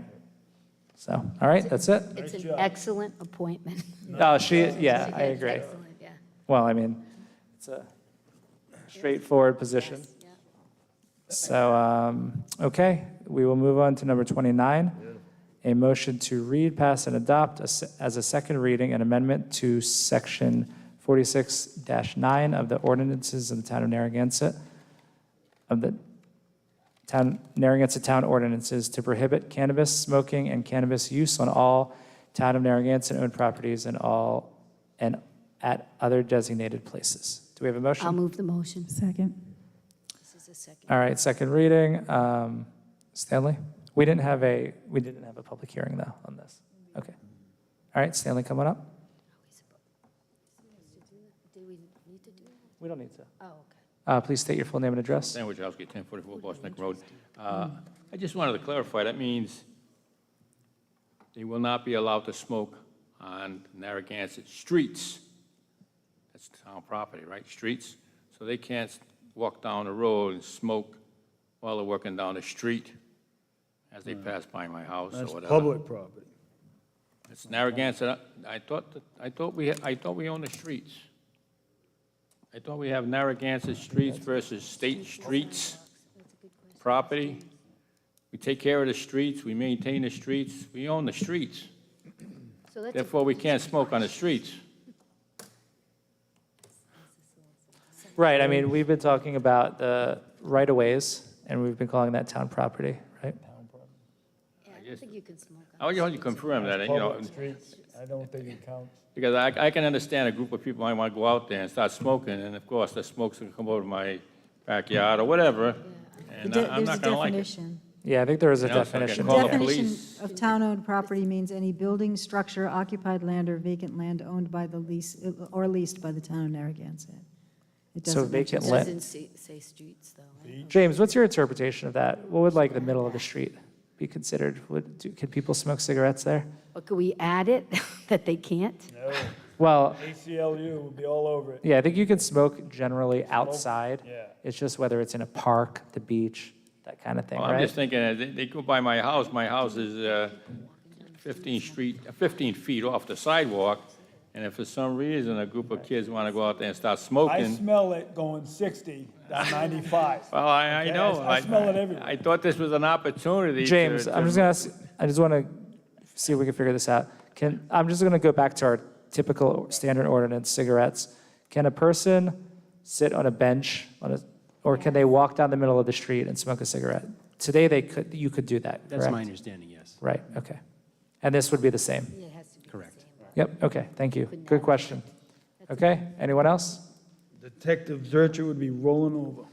All right, any other council comments? No, I guess that's okay. Okay, all in favor? Aye.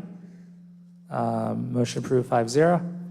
Number, 28. I think, I reread the Board of Canvassers, I think you do have to vote on the removal. oh, we and do vote? appointment. Okay, but I do the nomination, then we vote, right? Right. Okay. Okay, so we're going to do it in two motions, one to remove and one to appoint. All right, so I'm going to make a motion to remove Jay Wengemont as the Democratic alternate seat on the Board of Canvassers. I'll second that. Okay, any discussion? Okay, Jesse, you made the motion? Is that yeah, right? Okay, yeah. I got it, okay. All in favor? Aye. Aye. Motion approved 5-0. And then I'd like to make a motion to nominate Kate Holman as the new alternate one seat for the Democrats, for the Democratic alternate seat. I'll second that. Okay, discussion? Okay, all in favor? Aye. Aye. Motion approved 5-0. Thanks, James. Okay, number 30 is a motion to introduce, read, pass, and accept as a first reading an ordinance and amendment of Chapter 14 of the Code of Ordinances of the Town of Narragansett entitled Peddlers, Solicitor, Itinerant Vendors, and Mobile Food Establishments, MFE, specifically Division 4, Mobile Food Establishments, MFE, Section 14-404, number of permits granted. Do you have a I'll motion? move the motion. Is there a second? Second. Okay. I'll explain this one. So I put this on the agenda. Currently, we have 12, 12 to 20. right. We 12 to have, 20. well, I'll explain it. We can have discussion. We allow for 12 permits in town for food trucks, basically, mobile food establishments. Although that does encompass like little hot dog carts, smaller things like that. It used to be a peddler's license, and now those are categorized as the same thing as a food truck, mobile food establishment. So from small to large. The limit's 12, it's in our ordinance. There was no specific reason for that, it was just kind of a subjective decision that we do it, it's 12. We've filled that amount. We've issued 12 licenses. We have current licenses pending in the clerk's office for additional food trucks that we can't grant because we're at our limit. So I know there's at least one. Is it just one now? Two. So there's two. I haven't heard generally from people in town saying that food trucks are a problem. I think people like them. I think they like going to them when we have them at the beach. I think they like going to events around town. They can get food there from different vendors and get different types of food that we don't have in town. They don't go through the neighborhoods. I think it's great. I think it increases the vibrancy of town. And if it was up to me, there would be no limit, but I did put a limit of 20. So I don't want to have to go through this every year to bump it up, because then what you're doing is you're delaying that permit process. For someone who puts a application in July, they're not even going to get it that summer if you have to keep amending this. So 20 should hopefully get us through a little while, and if it becomes an issue with too many, we can adjust. But this... Not approved. It's up to 20. It's up to 20, doesn't... Right, up to 20. So that's what this proposes, amending it from 12 to 20. That's it. Yeah, so I can support this, but I do think the jump from 12 to 20 is a lot, because you could do one individually. There's only one waiting, so it's a huge jump, and there are people that say that the businesses that are in town do not love the food trucks because they take away the business from the establishments that exist. So I can support it. I just think it's a big jump in a busy town. I mean, I just think it's, with one person waiting, I think 20 peddlers licenses is a lot. But Well, I'll I think support there's it. two. There's two waiting, right? Is that what you Two. said? One.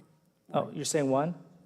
Oh, just one. Okay, Yeah, one. so, Gotcha. I mean, I think it's, we can always authorize a peddler's license. It's a big jump from 12 to 20, but, I think it's a big jump, but I'll see what everybody else has to say. Yeah, but they're not always there at the same time, so I think it's fine to me to have the variety and just other people to have the opportunity.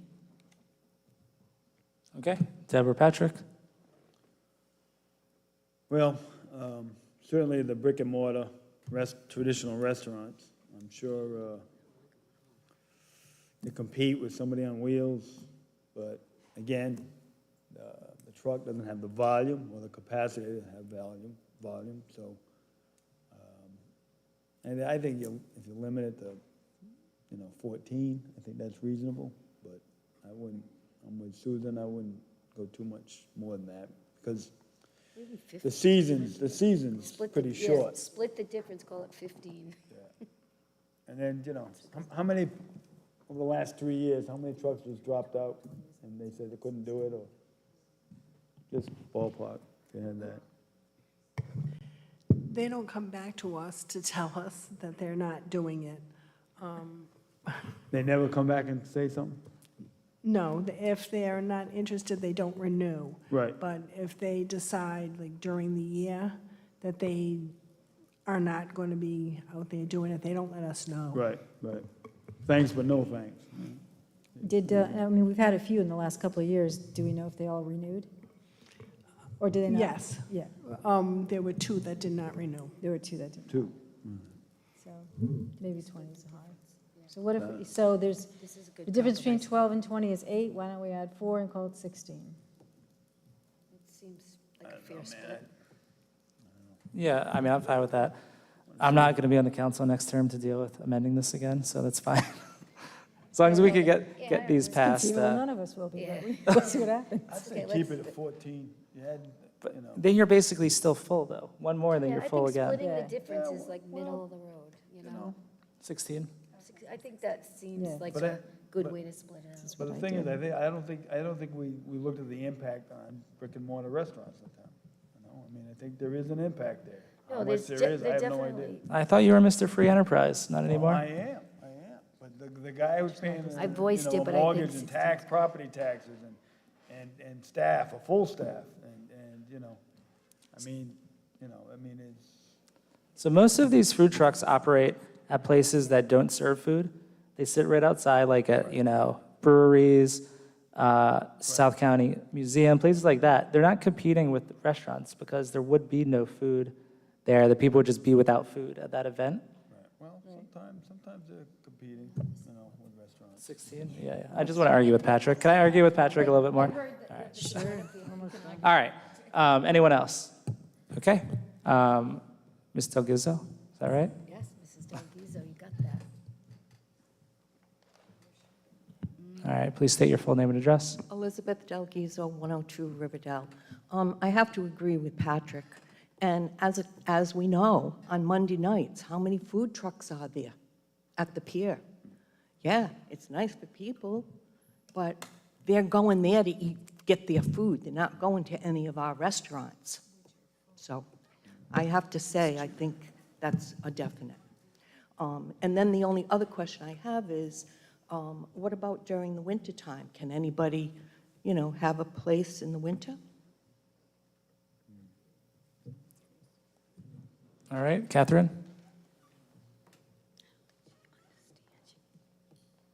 Please state your full name and address. Catherine Celebrato, 48 Earls Court. I think people are mixing up the food trucks at the beach on Monday and Wednesday night with these mobile food establishments. I think 20 is fine. Right now, there are supposedly 12. I'll be darned if I know where they are. I've been looking for the vegan ice cream truck. I can't find it. I think people buy these licenses. It's only $100, and maybe they use them sometimes. They don't seem to be patrolling the streets, these trucks. I walk the pier, and I don't see them. I'm looking for the flower vendor. Can't find her either. I don't think there's going to be 20 trucks, as I said, patrolling the town. I think 20 is fine, and maybe we'll actually get a few of them, on the street once in a while, and we can buy stuff from them. I just don't think it's a problem, 20. Thanks. Thank you. Stanley?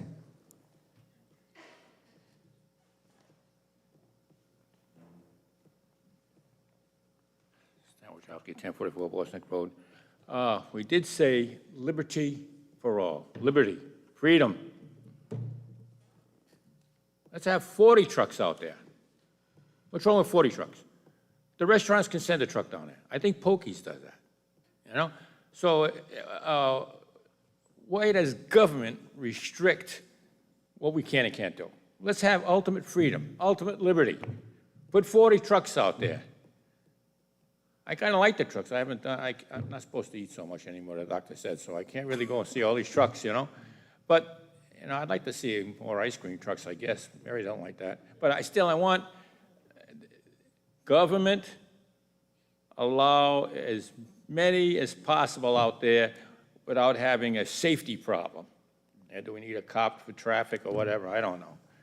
But that should be a governing factor, a safety problem, not worrying about restricting our liberty. Let every restaurant put one down there. I think Sunset Farms put something somewhere too, right? So everybody can have a chance to put a truck out there. You shouldn't restrict it. Government control. Reduce the amount of government control. That's socialism. Government control. Always think of reducing it. Increase our liberties and reduce the control of government. Thank you. Thank you. Anyone else? Okay. All right, so, the goal of this item is to make sure there's no waiting list. We don't want applications waiting in the clerk's office that aren't getting approved. So if you want 16's a compromise, it gets the job done, and the next council could deal with changes if they want. Sounds good. I'll support 16. Okay. All right, so we're going to have to make an amendment then. Who wants to make it? Just amend it to 16. We just want to amend the number to 16. What's the Right. language? We just have to make it as a motion, then We have we'll to read his vote to motion, approve just it. put Okay, 16. so we're going to, Just an amendment to change it, and then we'll vote separately to approve. which one is it? It is 30, motion 30. So what we want to do is change the motion to be a first reading of an ordinance and amendment of Chapter 14 of the Code of Ordinance of the Town of Narragansett, entitled what it's entitled, to allow essentially for 16 licenses. All right, so that's However, the, Janet, you make that work, I appreciate it. all right, so we're, Second. okay. All right, any comments? Anyone from the public on the amendment? Okay, all in favor? Aye. Aye. Motion approved 5-0. And then, do we have a motion to approve the amendment as a first reading? I'll make a motion to approve Does that satisfy? As amended, as amended. right. Second. All right. Any comments?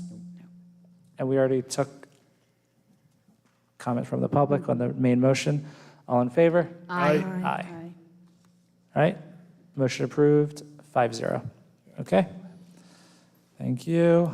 Number 31 is a motion to approve the request from the University of Rhode Island to participate in and sponsor the proposal for URI Galilee Vision Project in the amount of $8,000 and authorize the town manager to sign the project proposal after review by the town council. I'll move the motion.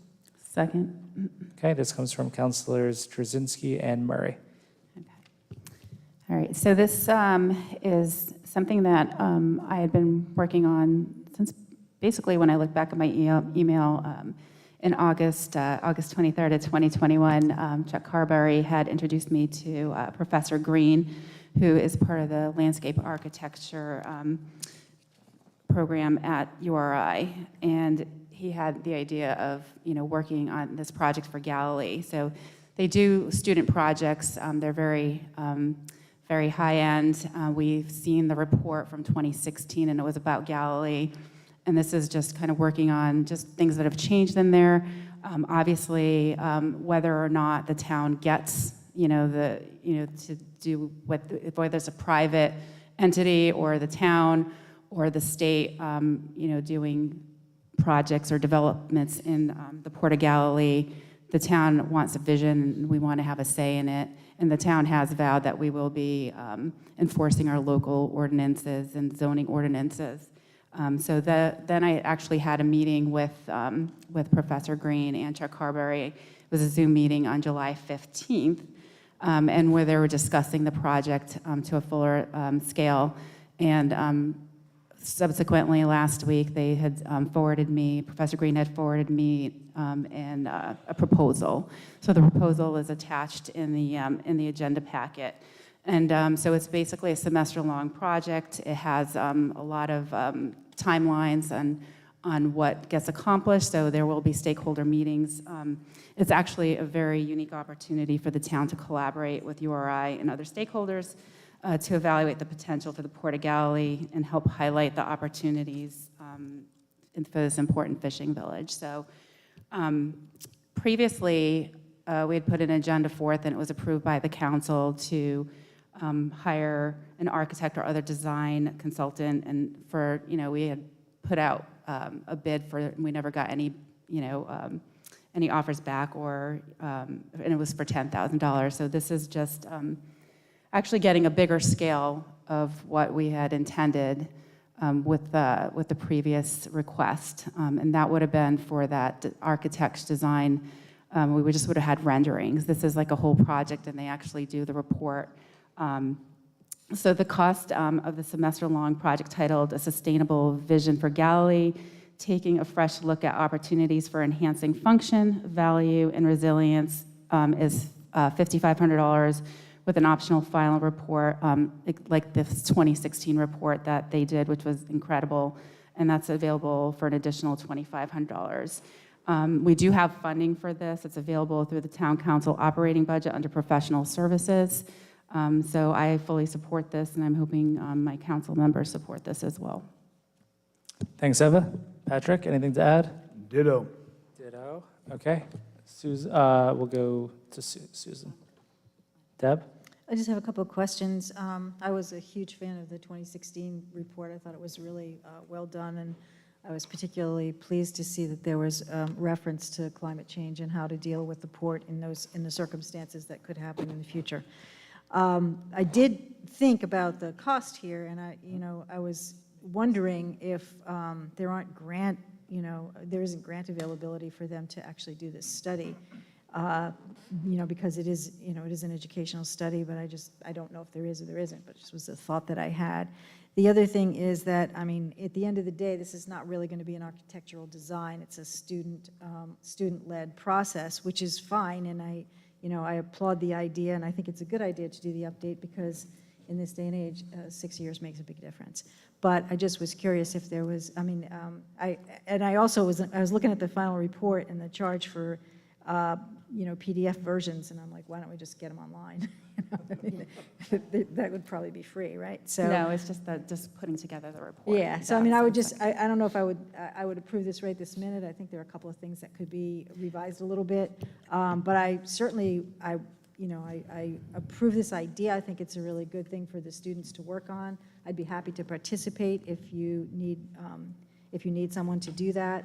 I think there were a couple of areas where they were looking for, folks from Narragansett to be involved. So those are my only issues. I just wonder if there's any grant money available, and I would skip the PDF. We could. Yeah, so this is there's a sense of urgency with this because they need to select their project right now. So they're going the kickoff is going to be, the semester starting the beginning of September. We're already in August right now. Yep. So they really need, so I was hoping to give them an answer because they need to select. There were some other projects that they could select, and they really were interested in doing this one, and I thought it'd be a good fit, just to collaborate with the University of Rhode Island.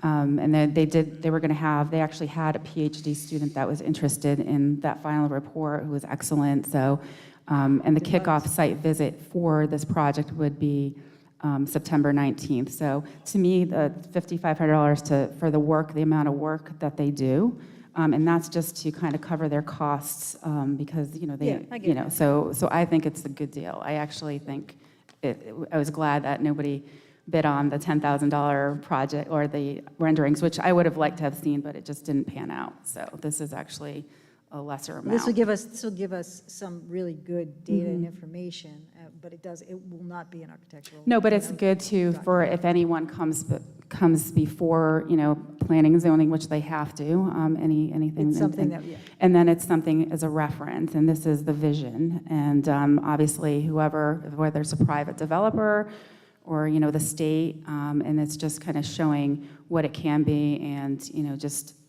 the density, not just a parking lot. And they will have, input from stakeholders, from the community. So they have like the kickoff, and then they have the inventory analysis. They have the boards, image boards, community workshops with stakeholders, program development with initial plans, diagrams, concept plans, work to include a desktop session with professionals, precedents, short presentations, and selection for inclusion of final presentation, critique at URI with professional jury, and final presentation. So it's pretty elaborate. It's a semester-long project. To me, it's exciting. So I hope we'll see. We'll see how it forward. turns out, right? Yeah. I was just wondering if we could approve it and then add your two things that you want. Well, I think it's too late to hunt for a grant. We will never get a grant. Grants take a long time, too. But I think that the last piece we could possibly negotiate, but other than that, I think it's fine. Like the committee, the people. Right, so basically it has to be, the report has to be agreed upon, and that's spring of 2023, so that can be the next council. If we just wanted to move forward with the project and give them the green light so that they can at least select their project and the landscape architecture program can actually move forward with it, because like I said, the semester starts in September. So if we say yes, then this is the project that they will do. Yes. This is the one they want to do if we approve it. That's good. We did 84,000 for a bike path that has few options. We're getting $8,800, what, 8,000. 8,000 even, Patrick. $8,000. Okay. To get the She whole loves the layout of idea. She just Galilee. had a couple of things she wanted to add. Maybe we can get them to do the bike path. So I think it's, I think it's pretty interesting, especially for $5,000. I know. It's like, $5,000 $5,000 is $5,000, but for this type of work, that's a good cost. The first sentence in the proposal about climate change is great. I'm sure that's what got Patrick signed on this one.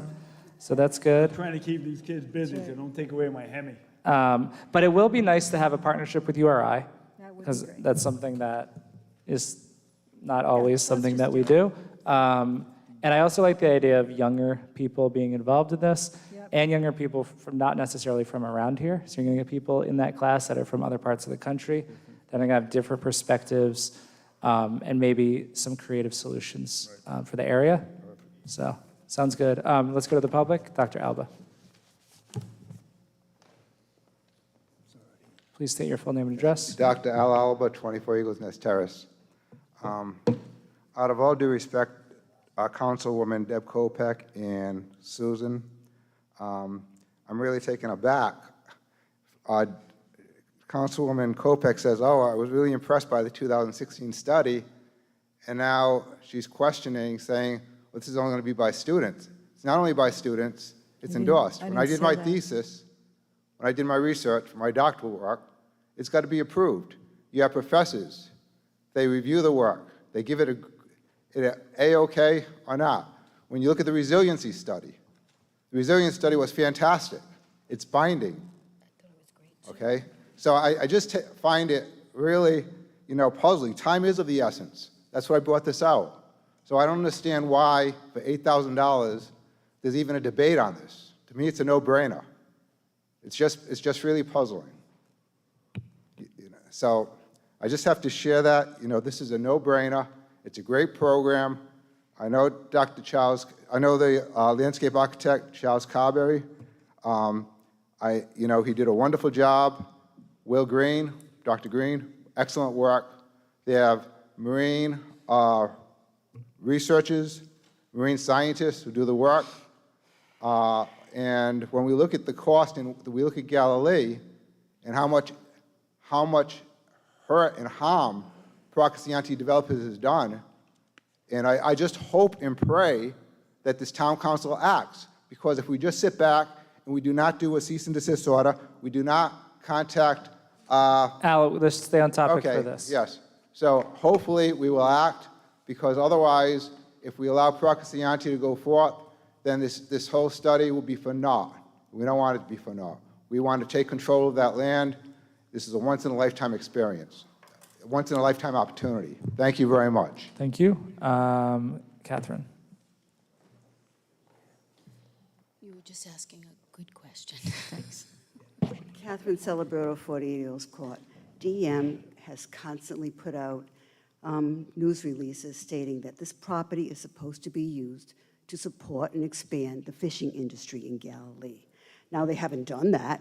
They've violated their own mandate. But there is actually a legal mandate on this land, because it was condemned and taken from a private party and ostensibly to be used to support and further the interests of the fishing industry. So I'm for spending this money, but I think the goal has to be, how do we accommodate the fishing industry? Not necessarily, and if it's shops or temporary housing or whatever, fine, but not for any other, plans. The plans really have to be oriented. They have to be given a mandate, these URI kids, that's what they need to look toward, because I don't think their last plan really accommodated the fishing industry. Thank you. Thank you. Richard.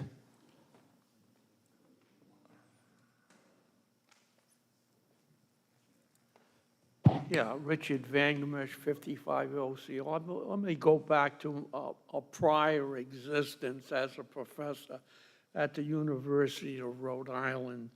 This bid is not unusual because professors are there to do service to the community. That is one important factor, and we frequently underbid. When you compare it to the 84,000, Patrick is right, because professors have a duty to do public service. It's part of the job. So I think $8,000, it sounds like a little, but you're getting much more than that, because it's part of the duty. Professors also do this for research. And they may be interested in doing a case study, a publication, maybe later on using it or parlaying it into a bigger job. So you don't want to decry something for 8,000 from any professor. What the factor you want to multiply it by is another question, but you're certainly going to get $8,000 worth of work from this. Thank you. Stanley?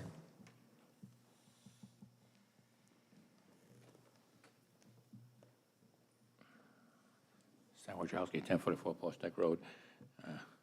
I know I'm always skinflint on money. However, this is a fantastic idea. You know, we don't have, I don't think we have enough respect for the talent that's available at the university. And, you know, I'm sure they're going to come up with some fantastic ideas. And I was involved in mechanical engineering back in the 60s. I was involved in coming up with an invention. We had to make an invention. Mechanical engineers had to make an invention.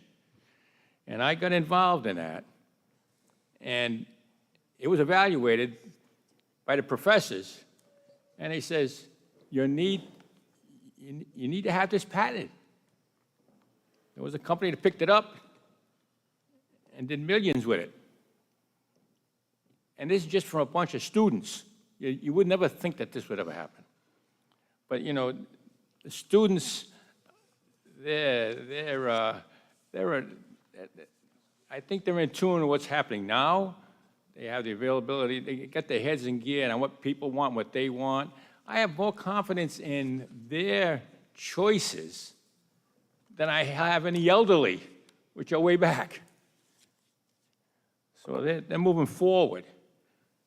This is a very, very low-cost program, and you're really getting the most valuable minds right now to help you out. We should have done it sooner, but I'm so happy you did it. Thank you very much for going there. And, you know, we can't, I understand we want to put the lobster pots somewhere, but, you know, I guess we could just put them on the other side of the road. The fishermen are already on the other side of the road. Maybe we can develop something there. Maybe we can get some more buildings there, whatever you want there. And that's what the fishermen need. Let them build what they have to over here. But for this site, it seems we need some professional opinion. And I'd say the most professional people right now are the students. Thank you. Thank you, Stanley. All right, Ms. Delguzzo.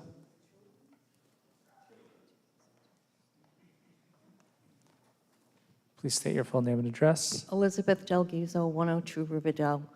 I'm for all of this, and I think we have to definitely understand time is of the essence here.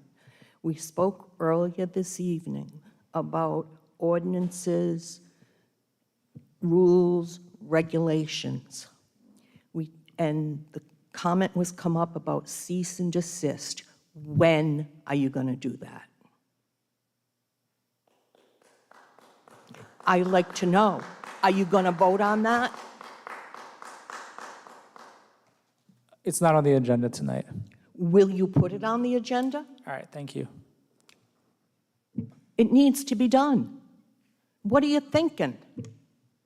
Well, I mean, if it was ABC Company, you wouldn't hesitate. And the other issue is, and it's not the Procaccianti Group, it's the DEM.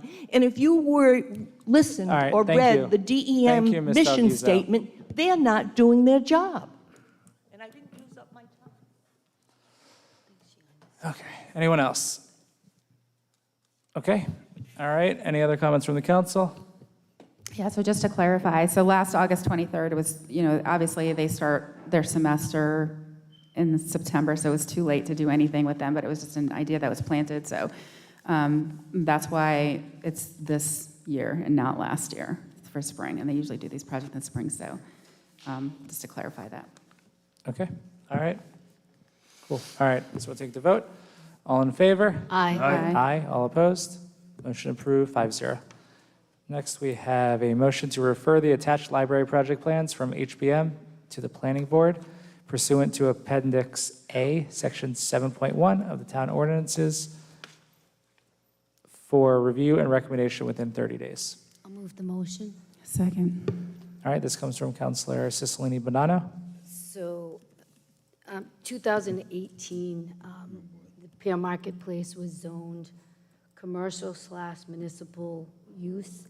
And so tonight's motion is just sort of reaffirming that. We're sending the library design to the planning board, but Steve Marsala said that it was zoned for that use. And I just don't want to get down the road and have somebody think we changed the zone or it's not zoned for that. So I just wanted to reaffirm that 2018, that urban renewal and the Pear Marketplace was zoned for commercial use / municipal library. And I don't know if you wanted to say anything, James. This is a part of the process, which, just to cover all the bases, makes sense for future reference to make sure that in that urban renewal area, this portion of the ordinance is covered and addressed by the planning board and then back to the council.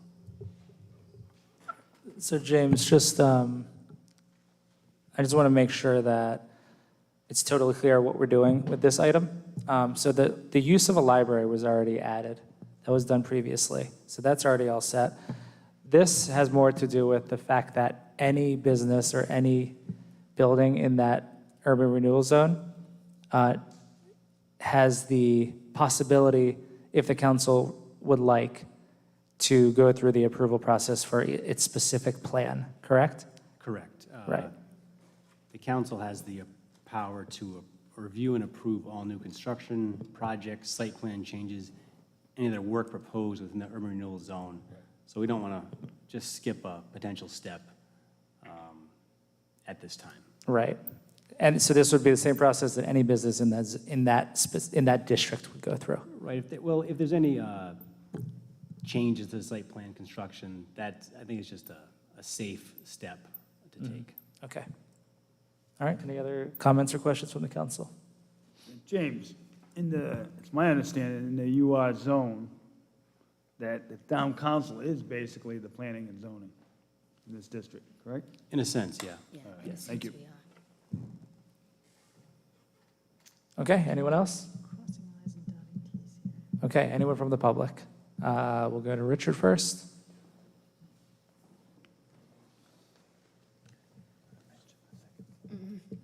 Yeah, Richard Vanquish. I am concerned about the 30 days because I'm interested in doing a detailed review of whatever the plan is. And I want that review to be available at a public meeting, not at a private meeting. And as a result, I would want to know when this meeting would take place, if it's going to take place within 30 days. But I want to have a public meeting, and it has to be scheduled. And if you want to schedule a public meeting now, fine. But I want the opportunity as a member of the public and a person who has studied various iterations of this plan. I want to be able to examine that plan, ask questions, and at a public meeting. So without this 30 days has to include a public meeting. It is not a private meeting. There must be a public meeting within these 30 days, and that would have to be announced at the next town council meeting, or 30 days is gone. But the public deserves the right to have that meeting as a public meeting. This is no private matter. All right.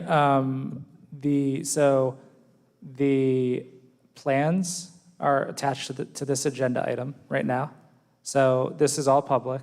The plans can be seen by anybody currently. There's a plan attached to the item, floor plan. And then the planning board meeting will be posted on the website and will be, of course, it's public. It's a public meeting that will be held within the next 30 days. They'll review it, vote, and the recommendation will come back to the town council. All public. And also the plans down at the library for anybody to view, correct? Okay, thank you. All right, Catherine?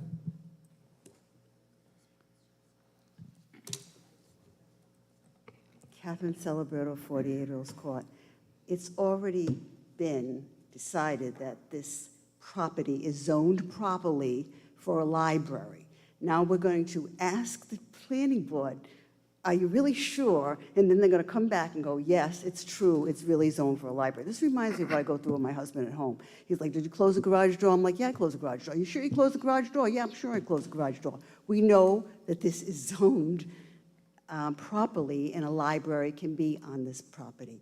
Wouldn't like the building inspector maybe issue a letter or something? I just don't know what the planning board's going to do. I'm not quite sure even what we're asking them, frankly, to reaffirm something that we know already. It doesn't seem necessary. Thank you. Okay, anyone else? All right, any other questions or comments from the council? Okay, all in favor? Aye. Aye. Motion approved 5-0. Number 33. From the town solicitor is a motion to adopt a resolution for the ballot referendum question. Shall the town of Narragansett be granted approval to sell miscellaneous surplus tangible property, including but not limited to the attached list, but excluding all town-owned buildings, town-owned real property, and town-owned real estate, be placed on the ballot for the November 8th, 2022 general election, and authorize the Board of Canvassers to submit the question to the Secretary of State. Is there a motion? I'll move the motion. Second. All right, so we did approve this last meeting, and now we have to go through to adopt the resolution. Are there any questions? Anyone? Stanley?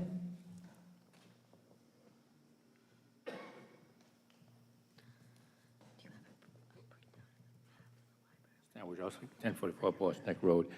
I know, I don't want to repeat myself, but I must. I think that you are responsible for, they shouldn't be excluded.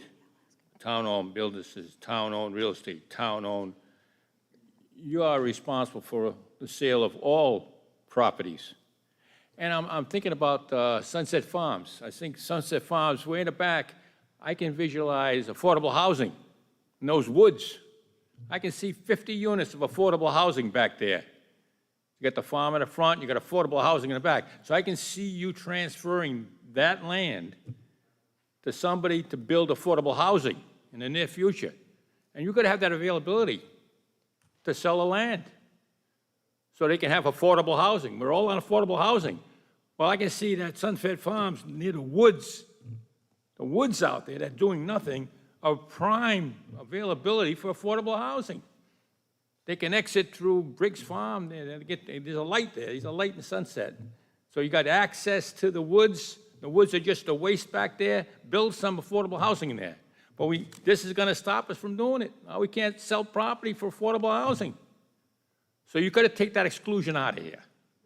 You have the ability to buy and sell and whatever you have to do to get your job done. And right now, I see affordable housing an issue that can be solved, but won't be able to be solved if you pass this as it is. All right, thank you. Thank you. Dr. Alba.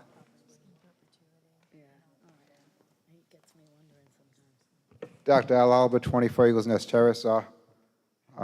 Stands right on. I got to agree with him 100%. We cannot tie our hands. We know why this here originally came in place, because it was an outlier. We had a situation where we had a town council that was trying to basically, I thought, usurp the powers of democracy, the vote. So they were thinking about trying to sell the building. I don't think that one situation should allow us to change our policy, as Stan said. And I think affordable housing will be great there. We had the gentleman today who came up, spoke about affordable housing. I think that would be a great location. I think we should explore that. So I think we should explore more affordable housing. But if we are tied, so we cannot make purchases or whatnot, and we find places where we want to buy affordable housing or develop affordable housing, I think it's important that we don't wait. We have a lot of people who need affordable housing, and if this is going to preclude us from getting the affordable housing and developments in the town as soon as possible, that's a negative. So it's a strong consideration. We have the Affordable Housing Council. The gentleman spoke up today eloquently about affordable housing. Well, if we cannot buy the affordable housing because we have this here provision, which is an exclusion, that's not a good thing. Thank you. All right, thank you. So just a reminder to the council and everyone else that this is specific to the next 2 years. So this is just a ballot question to sell a list of items and other non-real estate items over the next 2 years. This will have to be done again at the next election. This doesn't solve the issue permanently of selling items. All right, anyone else? Yeah, I just want to say one thing about Sunset Farms in a trust, open space trust that cannot be sold for affordable housing under any condition. Just put that on the record. Okay, all right, all in favor? Aye. Motion approved 5-0. Number 34 is a motion to adopt a resolution for the ballot question, shall new cannabis-related licenses for businesses involved in the cultivation, manufacture, laboratory testing, and for the retail sale of adult recreational use cannabis be issued in the town of Narragansett, be placed on the ballot for the November 8th, 2022 election, and authorize the Board of Canvassers to submit the question to the Secretary of State. I'll move the motion. Second. Okay. Any questions from the council? All right, anyone from the public? Richard?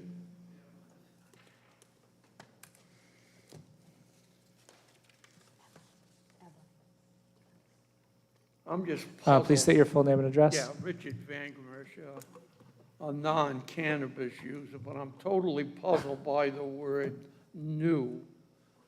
It's probably there probably is such a thing on the market as new cannabis. I just don't know why we just don't say shall cannabis. And we get out of this question that we got into with real property and property, new cannabis, old cannabis, what, I don't understand the word new. It's the licenses. So that's to do with a new license, not new cannabis. New cannabis-related licenses Is he leaving? No, I just don't want to say is, right, okay. So, James, this would actually affect any, it prohibits any licenses for cannabis-related products. New, non-existent licenses, no licenses. By the state in the statute for this purpose. Right, okay. So this is basically an up and down vote by the voters in November 8th of this year. Do you want cannabis products to be sold in Narragansett, yes or no? Correct. Put me down for no. Okay? We got enough issues with cell phones and every other damn thing. Okay. Any other comments from the council? All in favor? Aye. Aye. Motion approved 5-0. And number 35 is a motion to receive and make a determination on the validity of a voter initiative to amend the town charter to establish procedures whereby all candidates for town council and school committee would be elected on a partisan basis. I'll move the motion. Is there a second? Okay. So, yeah, right. So what this is just part of the process that goes to the council. This is a legal, valid petition, and now we just need to vote to affirm that. Whether we agree with it or not, that doesn't matter. Right. So, They need a signature, though. Yeah. so this would be for 2024. Okay, all right, okay. Getting the jump. Dr. Alba?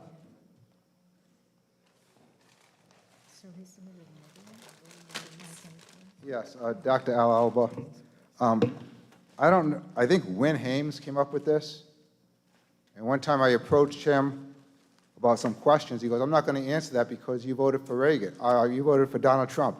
I mean, I couldn't believe he said that. He goes, I'm not going to speak to you because I'm not going to answer your questions. Al, No, but we the just want point- to talk on the initiative, not the, Okay, but the initiative is, heck, look at Patrick. He's a Republican. If we had his name up there as Republican, probably nobody would have voted for him because of Donald Trump. But I'm just saying, he's done a great job. But the point is, I just think that we should keep persons, if they're Republican or Democrat, that should not have to be put on there. It should be nonpartisan. I had a senator tell me, you don't vote for Democrats. I'm going to be voting right here for this young lady, Eva, So I'm going to be voting for Greg Amore. You know what I'm trying to say? So I do vote. I vote for the best candidate, but some people, if they see Republican or they see Democrat, they're not going to vote for that person. It's crazy. Some people, oh, he's a Democrat, he's a Republican. They don't look. They don't look at what the person stands for. So I think by putting people's affiliation down, I think that's a negative, a strong negative. Thank you. thank you. James, All can I right. change my vote on the marijuana thing, the question? I think I might I'm need just some going here after to- this meeting. Thank you. I'm just going to reiterate that we are not voting right now, or whether we like it or we think it should be partisan or nonpartisan. This motion is specifically for if this is a valid petition. That's really it. So I'm just going to say that again. All right? Anyone else? Stanley. Or Richard. That's fine. Richard, go ahead. Please state your full name and address. Yeah, Richard Vangermersh, 55 Osceola. Did this get the required 1,200 votes, signatures, or is this just a theoretical discussion? This was submitted earlier this year, did not get the votes, so they resubmitted it for not this election, I believe the following. For to give them the- 2024. Right. This goes through the same process as all other petitions, signatures required.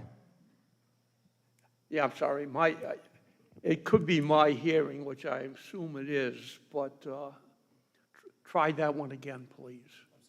I'm just, this requires a large amount of signatures, probably over 1,000, just like all other petitions. Yep, so it hasn't got No. this yet. It's for And, 2024, Richard. This is a new one being submitted for 2024. For 2024. Because the 2022 one did not get the signatures. Yeah, yes, I realize that, but, so we're voting on something that has not gotten the 1,500, it is a hypothesis. Essentially, if So if they, if it doesn't get the required votes. it won't happen. It dies, it didn't, okay, so So this, it died for this year, it's coming back up in 2 years, okay, so this is a theoretical essentially. thing. Yep. All right, Stanley?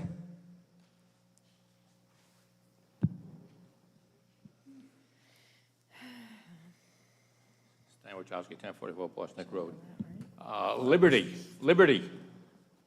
Liberty again. I want you to ignore this whole thing. You're demanding somebody has to say partisan? You're making a demand that I have to even tell you what party I'm going to? We all have freedom, liberty, anywhere we want to go. I don't even want you to consider this.